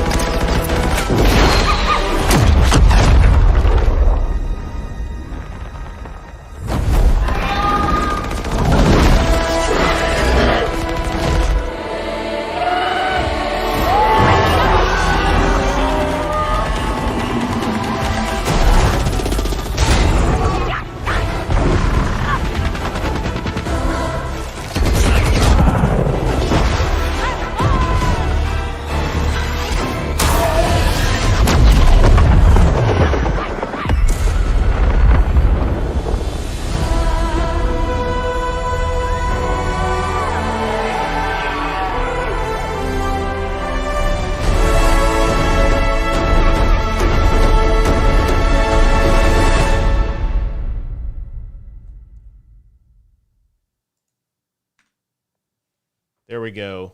Avatar, Frontiers of Tomorrow. By the way, I know my mic was echoing, and now I think we're fixed. Sorry about that, because we had a bunch of different feeds of the press conference. So anyways, I'm back now, and we can chat, guys. So what do you think of Ubisoft overall? Head to my Twitter, twitter.com/Geoff Keighley. Vote in the poll with 13,000 people voting so far. Does not look good for Ubisoft. Only 6% A, 24% B, 36.4%, the highest number of a C, and D, 33.5%. So that's at least the current thoughts on Ubisoft. Go and vote there, and I'll update you guys on that poll. I'll take some questions from chat as well. In about 15 minutes, we're going to watch the Devolver Direct together, which is about a half hour. And then after that, we can go about our day and have some fun and kind of build off of that. So we're going to do that. We're going to answer some questions. But let's look at one more thing from the show if you guys missed it. This is the Mario and Rabbids game cinematic announcement trailer. And after that, I'll take some questions. We'll look at the poll results again, and we'll get ready for the Devolver Direct. So here we go. Ubisoft. A spaceship with rabbit-like ears zooms past. On board, Mario stares at a screen. We are now approaching our destination. Rabbid Peach sneaks up on Mario and takes a selfie with him. Her eyes widen, looking at the screen. Outlines of Luma and Rabbid appear. Their DNA coding is scanned, revealing the two as a match. Mario looks down at the console. A yellow star-like figure floats and sprouts ears. It turns around with a goofy Rabbid smile.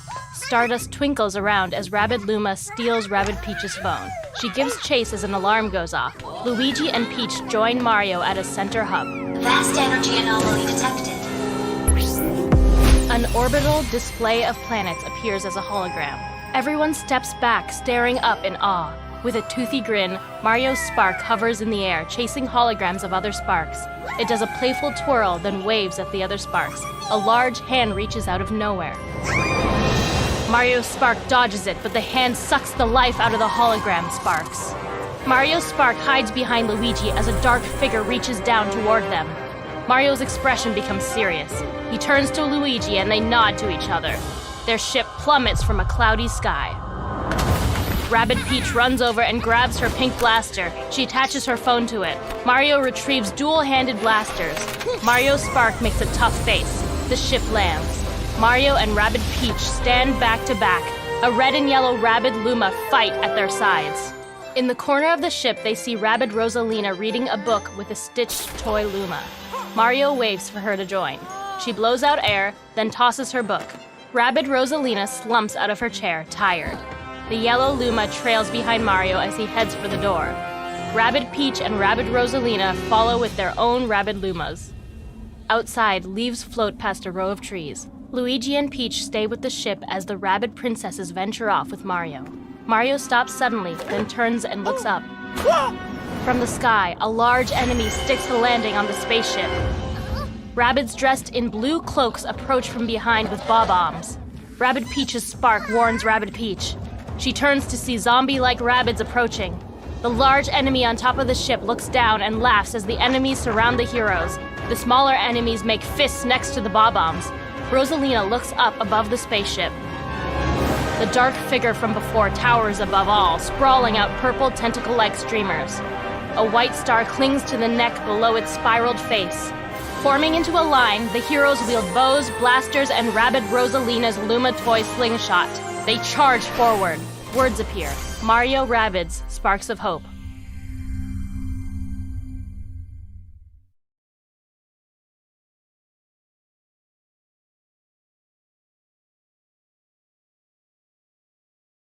Gotta turn my mic on. New Switch game coming in 2022. It's crazy doing all this stuff. I'm downloading screenshots. I just downloaded the new Avatars Frontier of Pandora screenshots I just tweeted out on my account. So this is all happening real time. And Ubisoft sent me a description of this Avatar game, which I'm going to read to you now, just so you guys can see what they have to say. Hold on, let me get that for you. So here's what they said about Avatar Frontiers of Pandora. It's a first-person action-adventure game. So we know first-person action-adventure. It's built using Snowdrop, as they said there. It'll be coming to new consoles and PC It brings to life the alluring world of Pandora with all of its beauty and danger in an immersive open world experience. So it sounds like open world, first person action adventure game. Interesting, it's first person. In this new standalone story, you play as Navi and embark on a journey across the western frontier, a never-before-seen part of Pandora. Explore a living and reactive world inhabited by unique creatures and new characters, and put back in the formidable RDA forces that threaten it. So that's the latest on Avatar. And I just posted a couple screens on my Twitter. Speaking of my Twitter, let's take a poll right now and see what you guys think of the Ubisoft event. With about 17,000 people voting, it looks like C is in the lead. And I get it. I mean, some people were saying in my feed, where's the new Splinter Cell, right? I announced a Splinter Cell anime with Netflix on Friday with Sam Fisher, and people were obviously excited about that. And they're like, maybe there'll be a game. Well, there wasn't.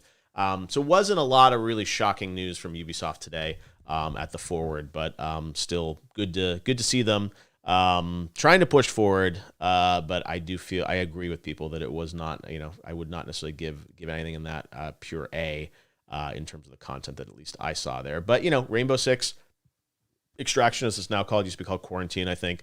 Good to see that that's coming out. And there is this sort of macro theme that it's still really hard to build games in the pandemic and work from home. And that's why I was really happy, for the Kickoff Live that we were able to, pull together what we were able to pull together. I'm going to take a couple questions now from you guys in chat. So we'll go through that. And then in just 10 minutes, we're going to watch the Devolver Direct together and react to that afterwards. So let me go to the featured chat here. I'm going to call that up. And if you guys have a chat, I'm in the Twitch chat right now. So let me call it up there and see what questions you guys have and drop them in there. And let's see what we can figure out what questions you guys have. Will I be watching the Gearbox? Yeah, Gearbox is doing something kind of more of a panel, I think. Most of the bigger sort of Gearbox stuff is the things we did with Tiny Tina's Wonderlands, which I'm really excited about, and Tribes of Midgard. So I think they're going to talk a little bit more about those games in the panel, maybe a little bit about the Borderlands movie. But I'm going to stay focused on the Devolver thing. But love the guys there at Gearbox. So good question. Am I hyped for Life is Strange tomorrow? Yeah, Square will have their event tomorrow, and I'll be co-streaming that right after the Ubisoft event. Or I'm sorry, after the Xbox event, Xbox and Bethesda tomorrow morning. But yeah, I'm excited to see more on Life is Strange and what else they have in store for us. Let's see. Next question. Will there be what about Skull and Bones? That's one that I think has been delayed multiple times by Ubisoft. That's a good question, and I have not heard anything more on Skull and Bones. And there's also a remake of Prince of Persia: Sands of Time, which I'm really, really excited about, and that's been delayed till next year. And they said last week it wasn't going to be at Ubisoft Forward, which was disappointing because I love that game. If you guys haven't played that, Prince of Persia: Sands of Time, boy, that was an amazing game. Patrice Désilets did back in the day, which was really cool. Let's see. What can we expect from the Devolver conference? I shouldn't give it away because I actually have the Devolver conference here on my machine. I'm going to stream it out to you guys. And again, don't want to give anything away, but they always have fun. So how would I rate Ubisoft Forward out of 10? I don't know. Let me check my poll. I think it's kind of, in the ABCD range. I would probably give it I'd probably give it a C, I think. It's probably fair. I think. I mean, there's some good stuff for sure. Mario and Rabbids is great. The tough thing I will say is that sometimes when these publishers do these full-on hour events, they have to cover everything, right? And they cover Just Dance, and it's like lots of great stuff. But sometimes the expectation of the core audience is they want to see, a lot of bangers, as the kids say. And it's hard to kind of maintain a whole hour of things. And one of the reasons we built the Summer Game Fest kickoff was to really allow publishers to show one thing or two things and not have to have like a full-blown direct event where there's such expectations that everything is going to be delivered. So yeah, I thought it was an okay event. And there's obviously some really talented teams working on some great games inside of it, but the expectations are here for these things, and Ubisoft delivered good stuff. It's just you said there are lots of games that you guys wanted to see, but I'm curious what you guys think, and vote on the poll on Twitter. And we'll get your reactions to it. I think Xbox and Bethesda is going to have a really good show tomorrow, based on what I know about some of the things they're doing. I think that's going to be a really good show tomorrow, so you're definitely going to watch that, and I think that'll do pretty well. But yeah, we'll see. We'll see how you guys how you vote on the Devolver Direct and what you think of that. They always bring the energy, as Flapjack Jacob says, and they do. There'll be a lot of energy, I can assure you, in the Devolver Direct as well. Let's see. What's my favorite game reveal so far? That's got to be Elden Ring, right? Should we watch that Elden Ring trailer again? Let's do it. You guys are going to get sick of it. We're going to watch it one more time, and then we'll get ready for the Devolver Direct. Right, here is... It finally happened. The Elden Ring trailer. Enjoy.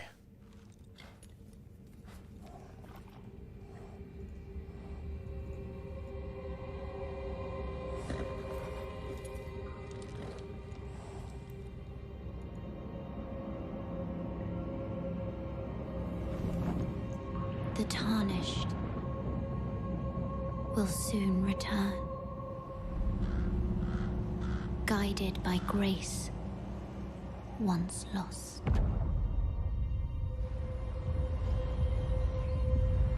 The Golden Order is broken to its core.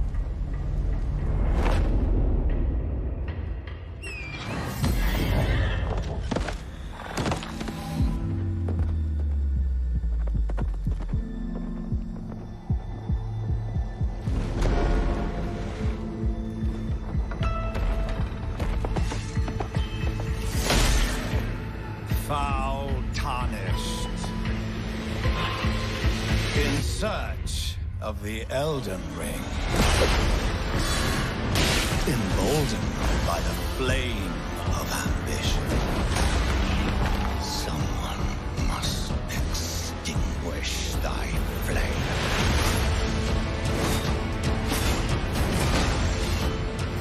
They will fight, and they will die. In an unending curse.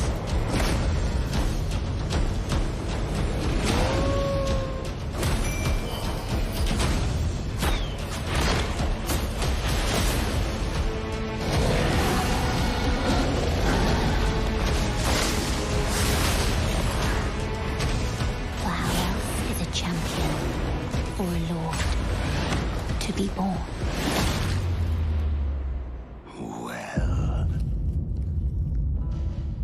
Lowly tarnished, playing as a lord. I command thee now.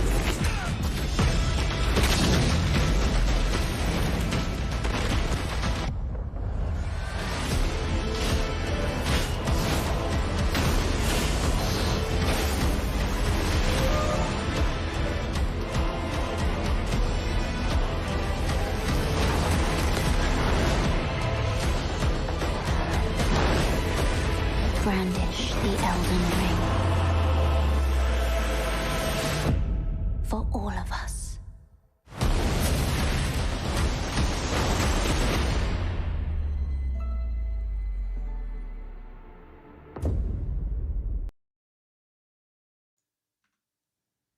There it is. Elden Ring.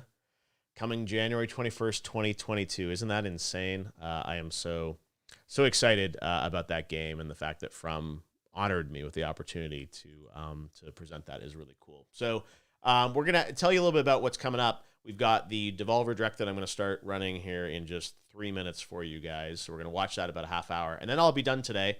We're going to go about our days or our evenings, wherever you are in the world. And then tomorrow we'll be back for, I'm going to probably start around 9 a.m., 9:30 a.m. for Pacific, leading up to the Xbox and Bethesda Game Showcase that's going to run from 10 to 11:30. And then we're going to watch the Square Enix Showcase, and there's a Back 4 Blood Showcase as well. So watch those together. And then Monday, going to be a day off streaming from this stuff. And then Tuesday, hopefully come back for a Nintendo. And that's going to be sort of our initial run of stuff here that we're really excited about. My big thing was the kickoff live show that we did on Thursday, and I hope you guys got a chance to see it. If you didn't, you can go watch the watch the VOD, as they say. One thing I will say is that I'm really proud that Prime Gaming, as you probably saw in the kickoff show, supported us for the launch of the big kickoff show. That was a very expensive show to put together, and it's great that Prime Gaming, especially if you're watching on Twitch, you get a free Twitch Prime sub every month with it, and they really backed my vision of sort of doing something that was built for the audience, but they really backed it and helped finance it versus having to charge all the game publishers to be a part of it or anything. It was really like they subsidized it so we could have a ton of indie games. We had Day of the Devs, which was awesome. That was, just a chance for indies to sort of be featured editorially, which I think is really, really important. So I'm going to show you a quick little 30-second thing on Prime Gaming, and then we'll come back and watch Devolver. Here we go.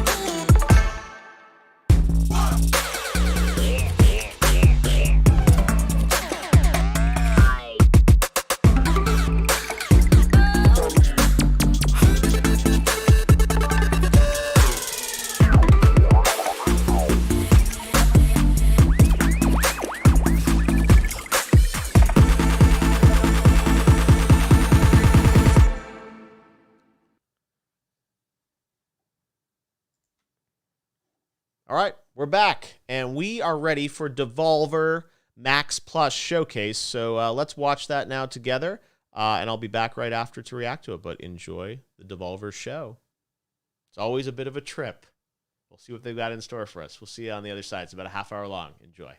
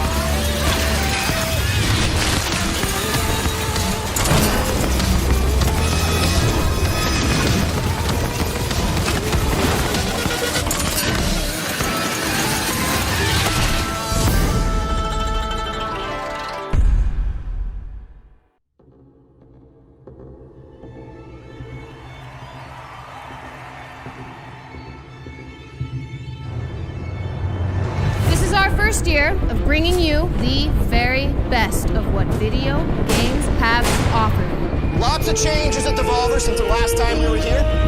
Old, outdated, irrelevant. She's straight busted. I've got something better.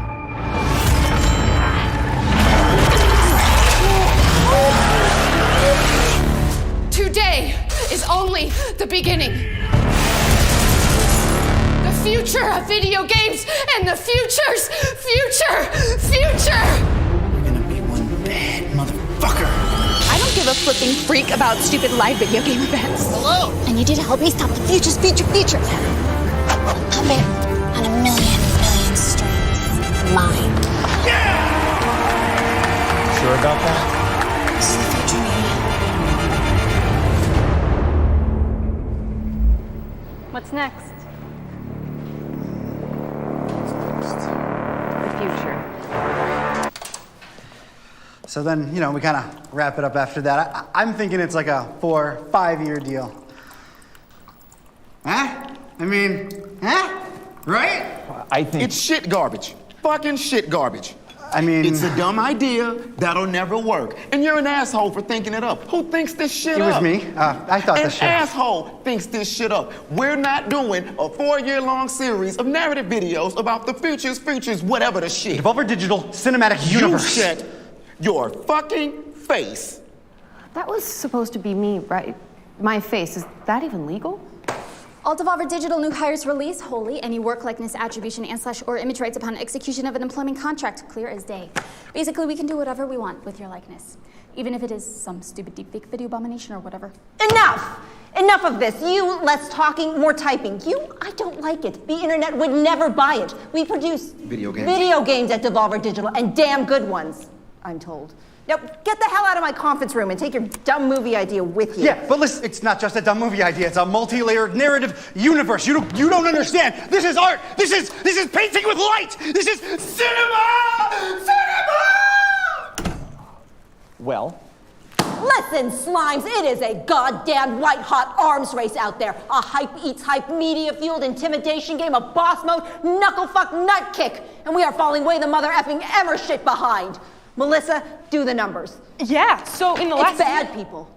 Real type bad. We need a fresh perspective. Something wild. Something stunning. Something new but not too new, but new enough so that it seems new to those know-it-all know-nothings in the know, you know? Actually, ma'am, I think... No. Record scratch. What? Who are you and why are you making noises at me? Nina. Ma'am, Nina Struthers. I'm an adjunct under-executive on the marketing team. I'm gunning for synergy officer one day. Why are you pouring the coffee? Because we need coffee. Grab it, Hackjaw. Nina, is it? Put the coffee down and talk at my face. Well, the thing of it is, a few of us were talking and... Monetization.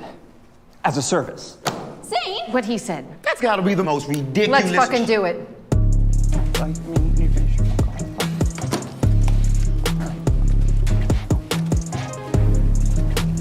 For 4 decades, and counting, Devolver Digital has been at the absolute bleeding edge of technical, social, and humanitarian progress in the burgeoning videotainment market. Now that's no accident.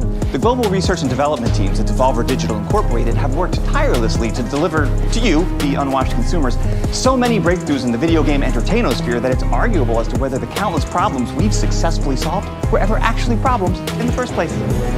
Devolver Earliest Access delivered games to the marketplace at the exact point of conception. A developer even thinks of an idea and that shit's already for sale. Boom! Devolver Digital Screen Pay allowed loudmouth consumers to not only throw money at their screens, but to throw money at our federally unregistered offshore corporate bank accounts. Cha-ching! Devolver even jumped ass first into that crypto lifestyle broth before electric car barons made it all the rage with Loot Box Coin, the market's first and justifiably last physical cryptocurrency that lived entirely off of the blockchain. Kablam! Last year, we spent money we didn't even have to fill the void charts huge when your mad, thirsty consumer soul when E3 was canceled. Devolver Land Expo straight up revolutionized the very concept of marketing as the industry's very first quadruple A playable video game trade show that you could download and play as a video game and video game play as a video game. Progress can't be stopped though, no. So this year, Devolver Digital is taking aim at the blisteringly lucrative subscription service video game market. Welcome to Devolver Max Pass Plus.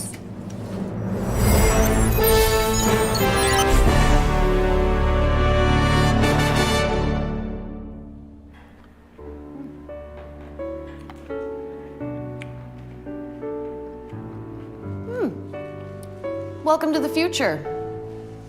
Games as a service. A razor-edged industry shuck jive that has served to convert what was, traditionally, a one-time purchase into a potentially lifelong chain ball commitment to reoccurring payments for video games that, well, let's be real deal about this, most of you don't even enjoy anymore.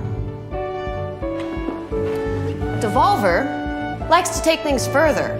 Dive the big dive, you know? Take the leap, push the envelope, toad the wet sprocket, go big or go home, and baby, we ain't got no home to go home to.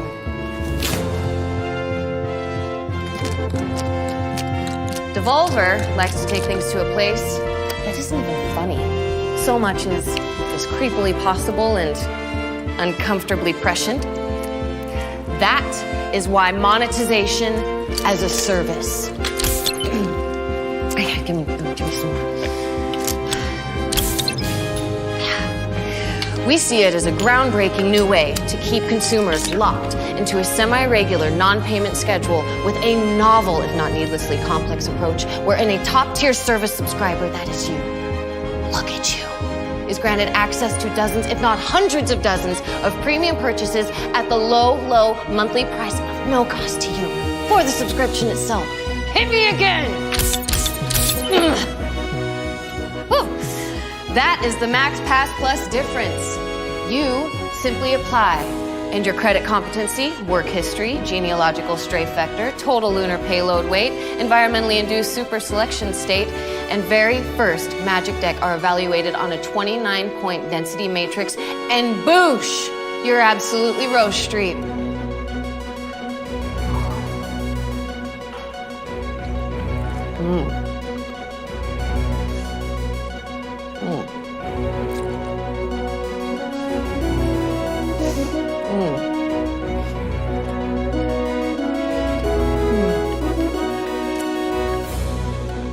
From there, you are granted direct access to purchase anything in our constantly growing collection of video games and video game related junk for free.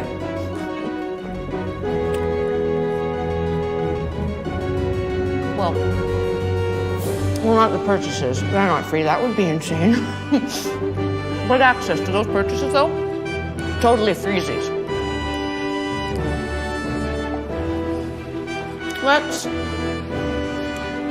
Let's check a look at some of the video games that amazing consumers like you can look forward to, if you get approved, of course, with Devolver Max Pass Plus.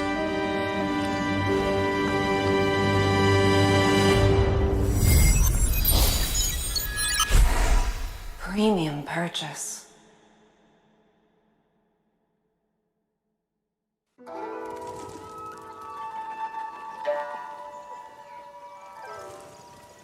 平和は単なる幻に過ぎぬ。その喪失を嘆くなかれ。己の行いを悔やまずともよい。武士道というは死ぬことと見つけたり。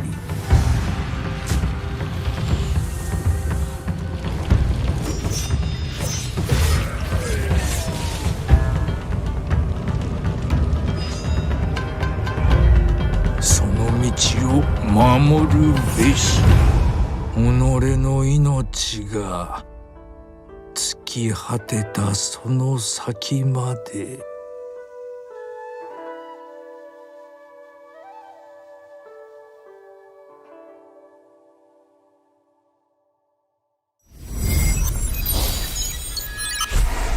Premium purchase.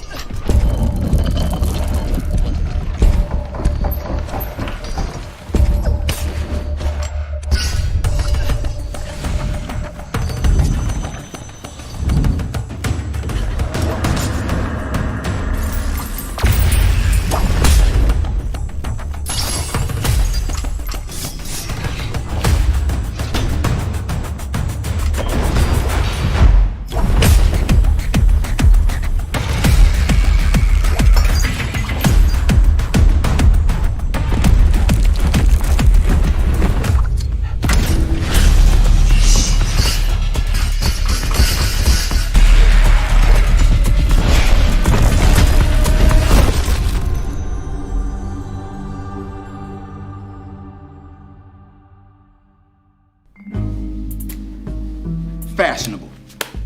Now that's a phrase. A phrase that goes lock, stock, hand in hand with gamers. An exclusive state of being, if you will, to which only the most adroitly premium amongst us could ever truly endeavor to gain entry. Until now. No.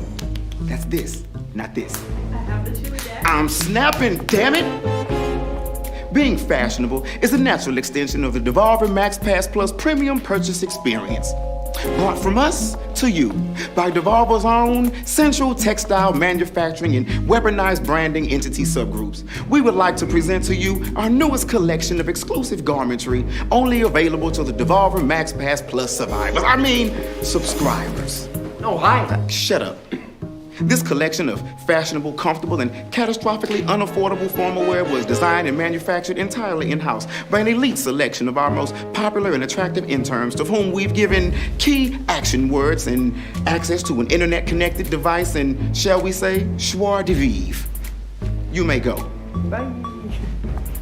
As with everything else in this presentation, the Devolver Max Pass Plus exclusive merch collection is, well, exclusive. Only available to subscribers in a premium purchase, not at all in the subscription fee you may or may not, but may be paying. Fashionable. Am I right? Now, let's take a deep breath and take a peek at these two premium purchase products that will be available to you soon. The adoring Devolver Max Pass Plus Survivor. Subscriber. Oh, man. Yeah.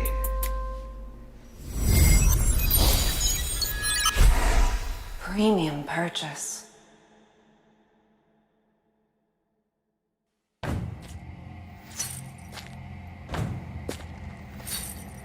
shattered sky and boiling sea. Is a ruined world our gift to thee? Miles of heavy trials just waiting in the wind for me.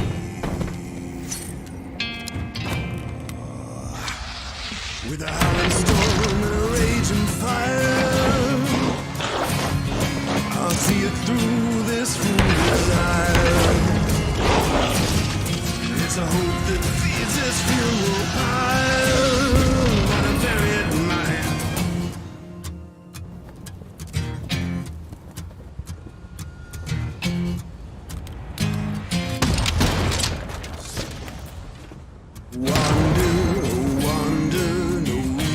To stay.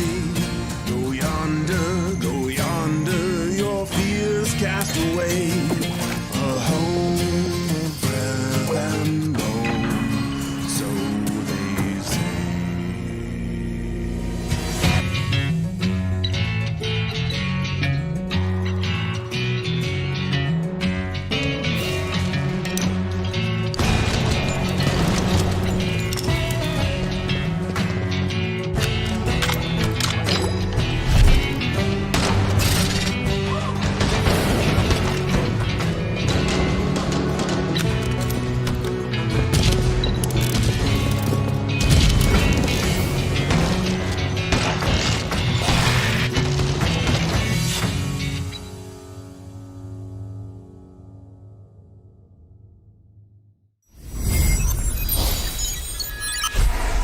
Premium purchase.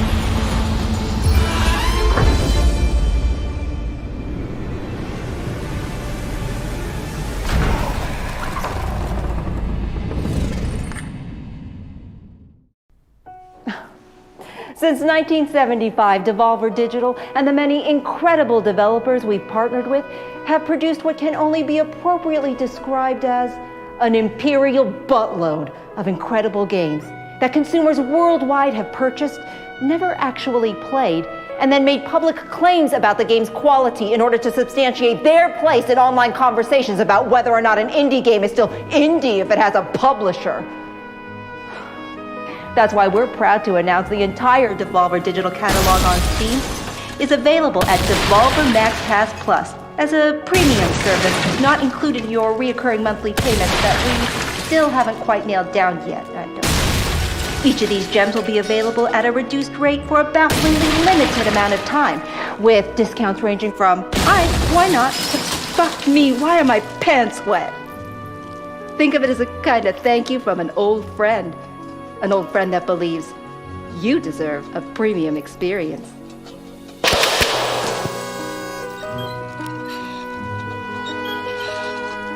Visit DevolverMaxPassPlus.com for more information.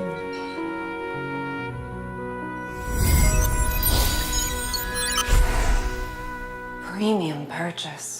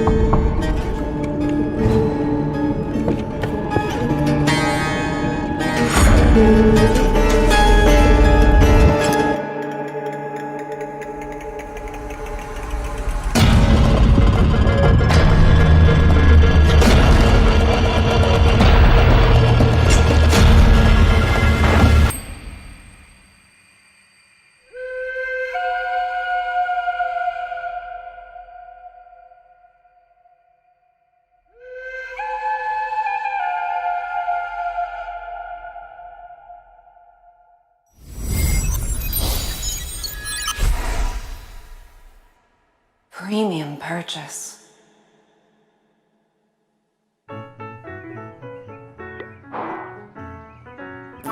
Hey, kid!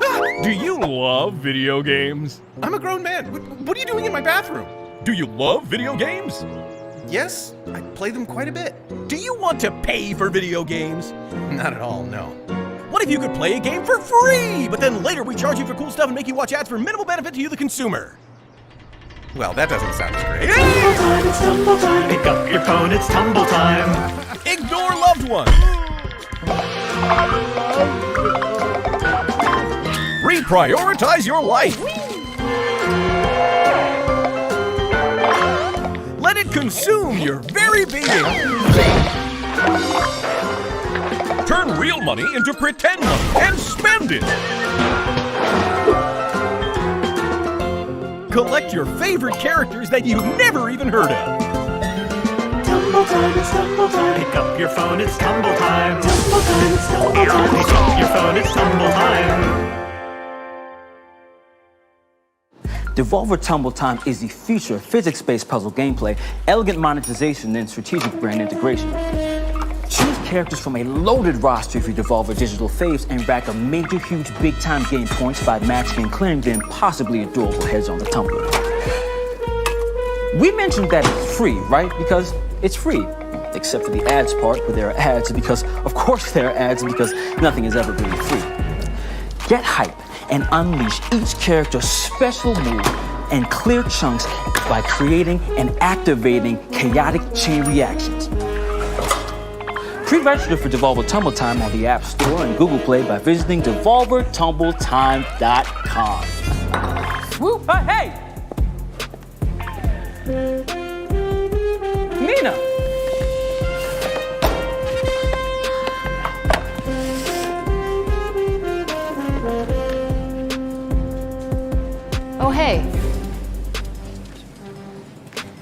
let's talk about subscriptions for a moment. The subscription service is an instrument of monetization from days gone, when your grandparents wanted to try a new cheese each month and your uncle wanted to look at photos of naked ladies from the comfort of his own tool shed. A relic. An unwieldy, physical beast that we have haphazardly let slip into the digital realm, leaving us with nothing but ones and zeros to stand in for our stinky dairy product and perfect knockers. Devolver, though, aims to return subscription-based addiction back to its more tangible roots with a premium purchase title available only in this, the physical plane of actual, real, for real existence. Is that? Goddamn right it is. Introducing Demon Throttle by developer Doinksoft, the creators of Gato Roboto. It is coming to the Nintendo Switch as a physical box set, and only a physical box set through our good friends at Special Reserve Games. Oh, you heard me right. Demon Throttle will not, I repeat, will not be available in any digital format and is only available for you to purchase as a retail product and put on your shelf and to never play or to sell at ridiculous scalper prices to anyone who missed out on its initial offering starting today. Check a look.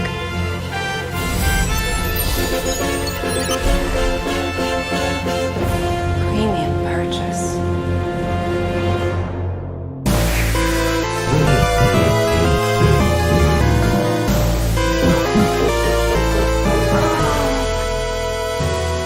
That demon just my way. Or something.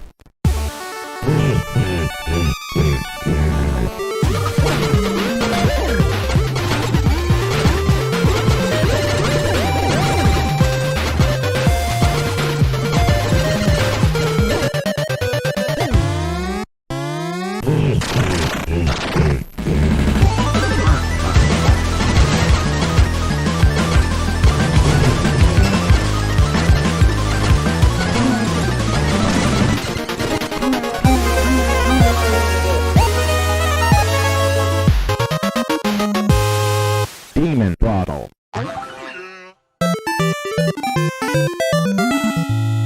Huh? I mean, huh? Right? I love it. It's good. Really good. Great work, Stilts. Well, it wasn't all Who'd me. have thunk? Big moves by a guy from... Where are you from? Technically, I'm not supposed to be here. That's great, I'm buddy. filming- Okay, now bring it home. Hit me with the big move. What's the punch? There isn't one. He does not have... Videotapes. Nina! Well, tape. What she said. What's this now? Well, we put the entire thing on a tape and then sell it. Hey, like this, right? Right here. Videotapes. The trick, though, is that there is one and only one, and we sell it to one buyer. We put only the entire thing just the one on a tape. Just the one? Just the one. Sell it. Okay, and since there's only one and the buyer keeps it, and we broke the little tab on the inside so you can't copy it, it is non-fuckwithable. Here. A non-fuckwithable tape, right? NFT for short. It's gonna be a thing. Can we do this? Can this be done? It's actually already been done. Okay, the one copy of this entire presentation on tape, the one in this player right here, is available online for the first Devolver Max Pass Plus Triple Platinum Elite Gold Star Magnum Double XL tier subscriber to go to devolvermaxpassplus.com and buy it. Okay, it is totally non-fuckwithable. It does no damage to the environment, to the energy grid, or the global technology supply chain, because it's just this old tape, right? That Caleb found in a box marked Nancy's Fancies, okay, in the back of an old filing cabinet in the birthing wing, and it's also a tape. Fucking brilliant. Yes. Yeah. Zane, Nina, Margaret, Caleb. This is such wonderful... What the fuck? A savage view, another me, snapping back to reality. Another you, And now I'm free, so let's get down with this is a G. I don't want you to wake me up. I found the future in the past. Daydreams were never meant to last. Game beat on the street. Daydream, whoa. Max pass, plus pass. Daydream, whoa. Is this illusion? Is this just fantasy? It's a new frontier, the entertainosphere. So let's get up with the scissor cheese. My lunar payload weight is looking out of date. Gotta break the tab on my NFT. Every purchase premium. The catalog is super fast, but daydreams are never meant to last.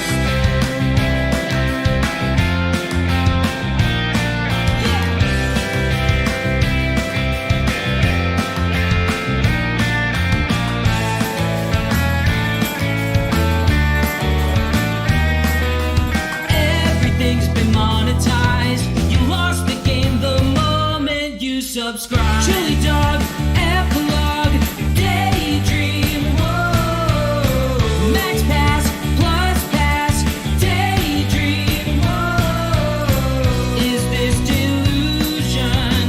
Is this a fantasy? Is this the future? Is this reality?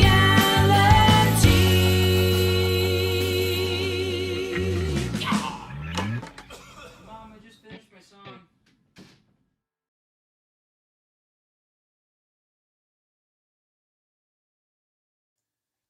And then you get me. There was the Devolver Direct. What'd you guys think? I'm going to put up a poll right now to see what people thought of that overall. But I love Devolver. They have fun with it. Last year, you may remember I had a cameo in that I shot from home.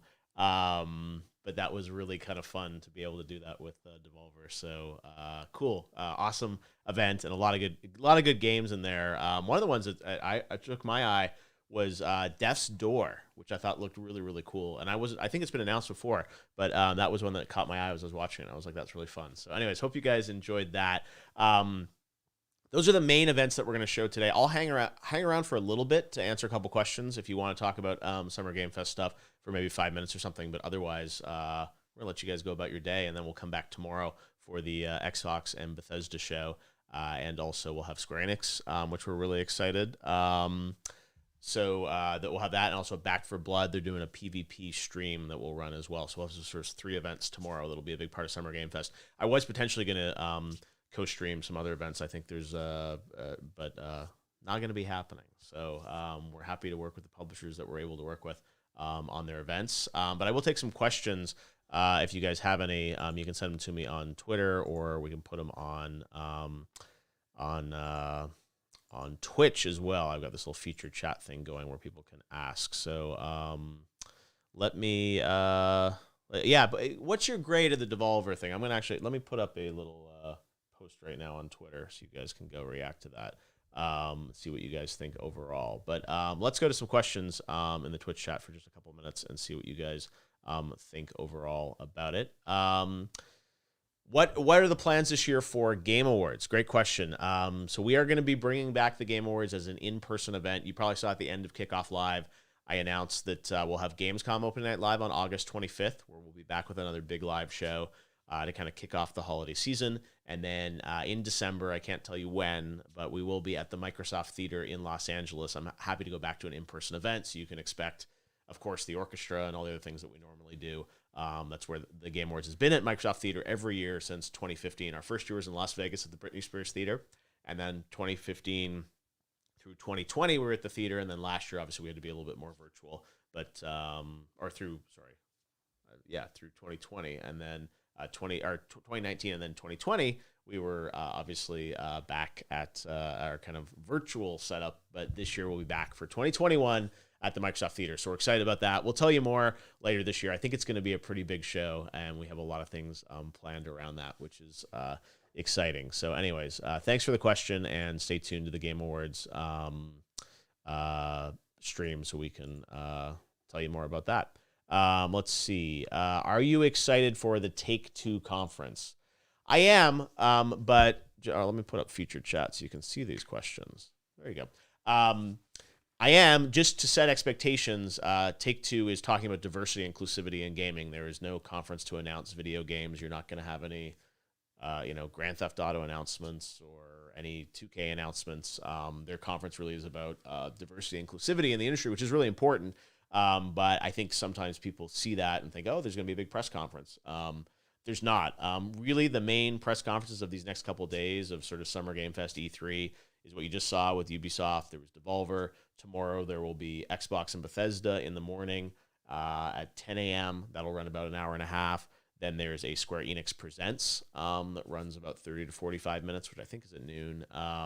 And then, or it might be 1 o'clock. And then I'm talking Pacific time. And then there's a Back 4 Blood showcase at 2 o'clock.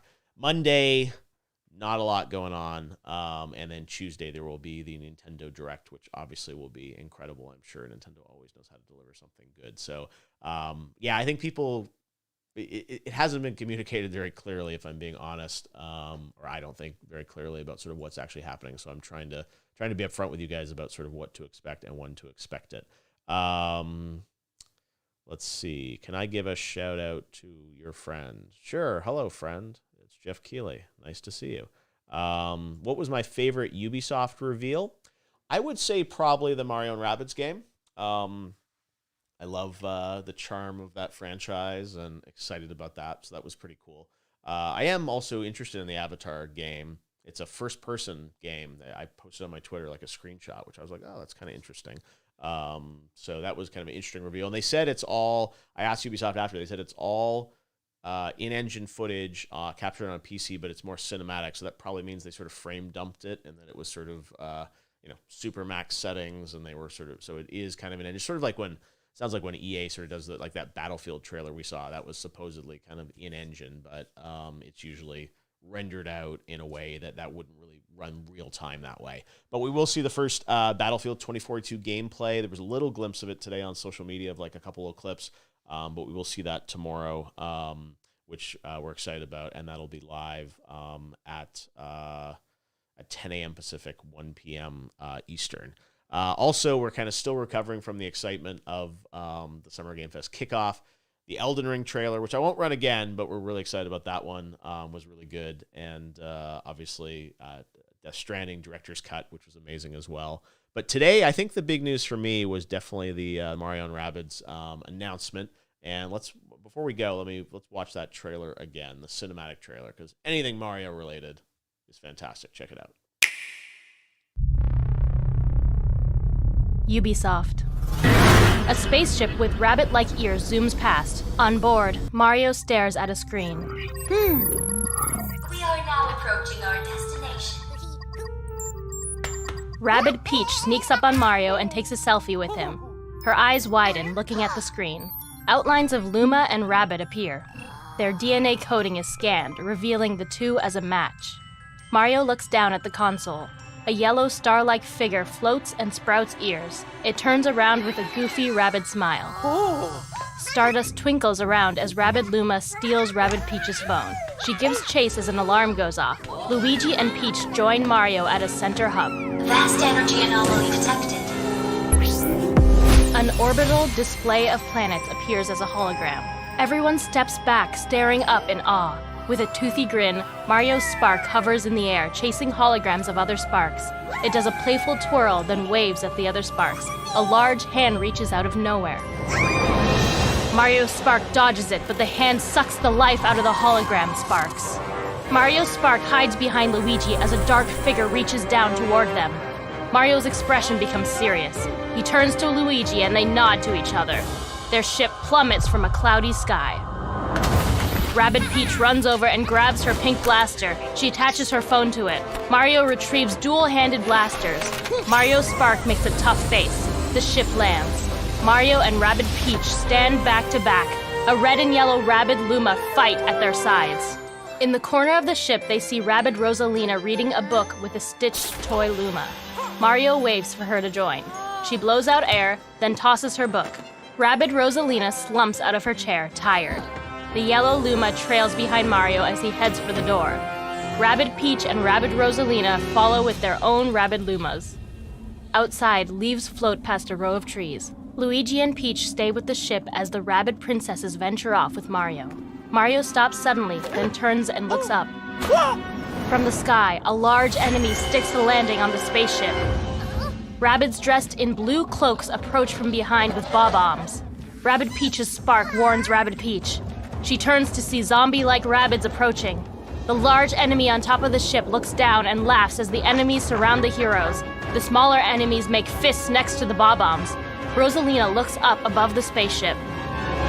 The dark figure from before towers above all, sprawling out purple tentacle-like streamers. A white star clings to the neck below its spiraled face. Forming into a line, the heroes wield bows, blasters, and Rabbid Rosalina's Luma toy slingshot. They charge forward. Words appear. Mario Rabbids, Sparks of Hope. Mario and Rabbids, Sparks of Hope. That is coming in 2022 to Switch. All right, guys. Well, that's going to do it for today. I'm really excited to come back tomorrow, which will be a big day with the Xbox and Bethesda Showcase, so I will be streaming that. So we'll start a little early on that one because there's a big day. Lots of good stuff is going to drop. I think you'll be very happy with some of the content that they've got in there. So make sure to tune in for that. Have a great rest of your day, and check summergamefest.com for the calendar of events and things that are coming up over the next few days. And of course, Summer Game Fest will continue along a little bit after that. We've got the Sonic Symphony Orchestra and a bunch of other things. So make sure to tune in. But thanks for watching today. Thanks for supporting Summer Game Fest. I really do appreciate it. And we're looking forward to seeing you guys again soon. Have a good night. And before we leave, I'll run that kick-ass hype trailer that I edited for last Thursday as a goodbye for today. And we'll see you guys tomorrow. Chat soon. As long as we stick together, we'll be fine. No. Hi.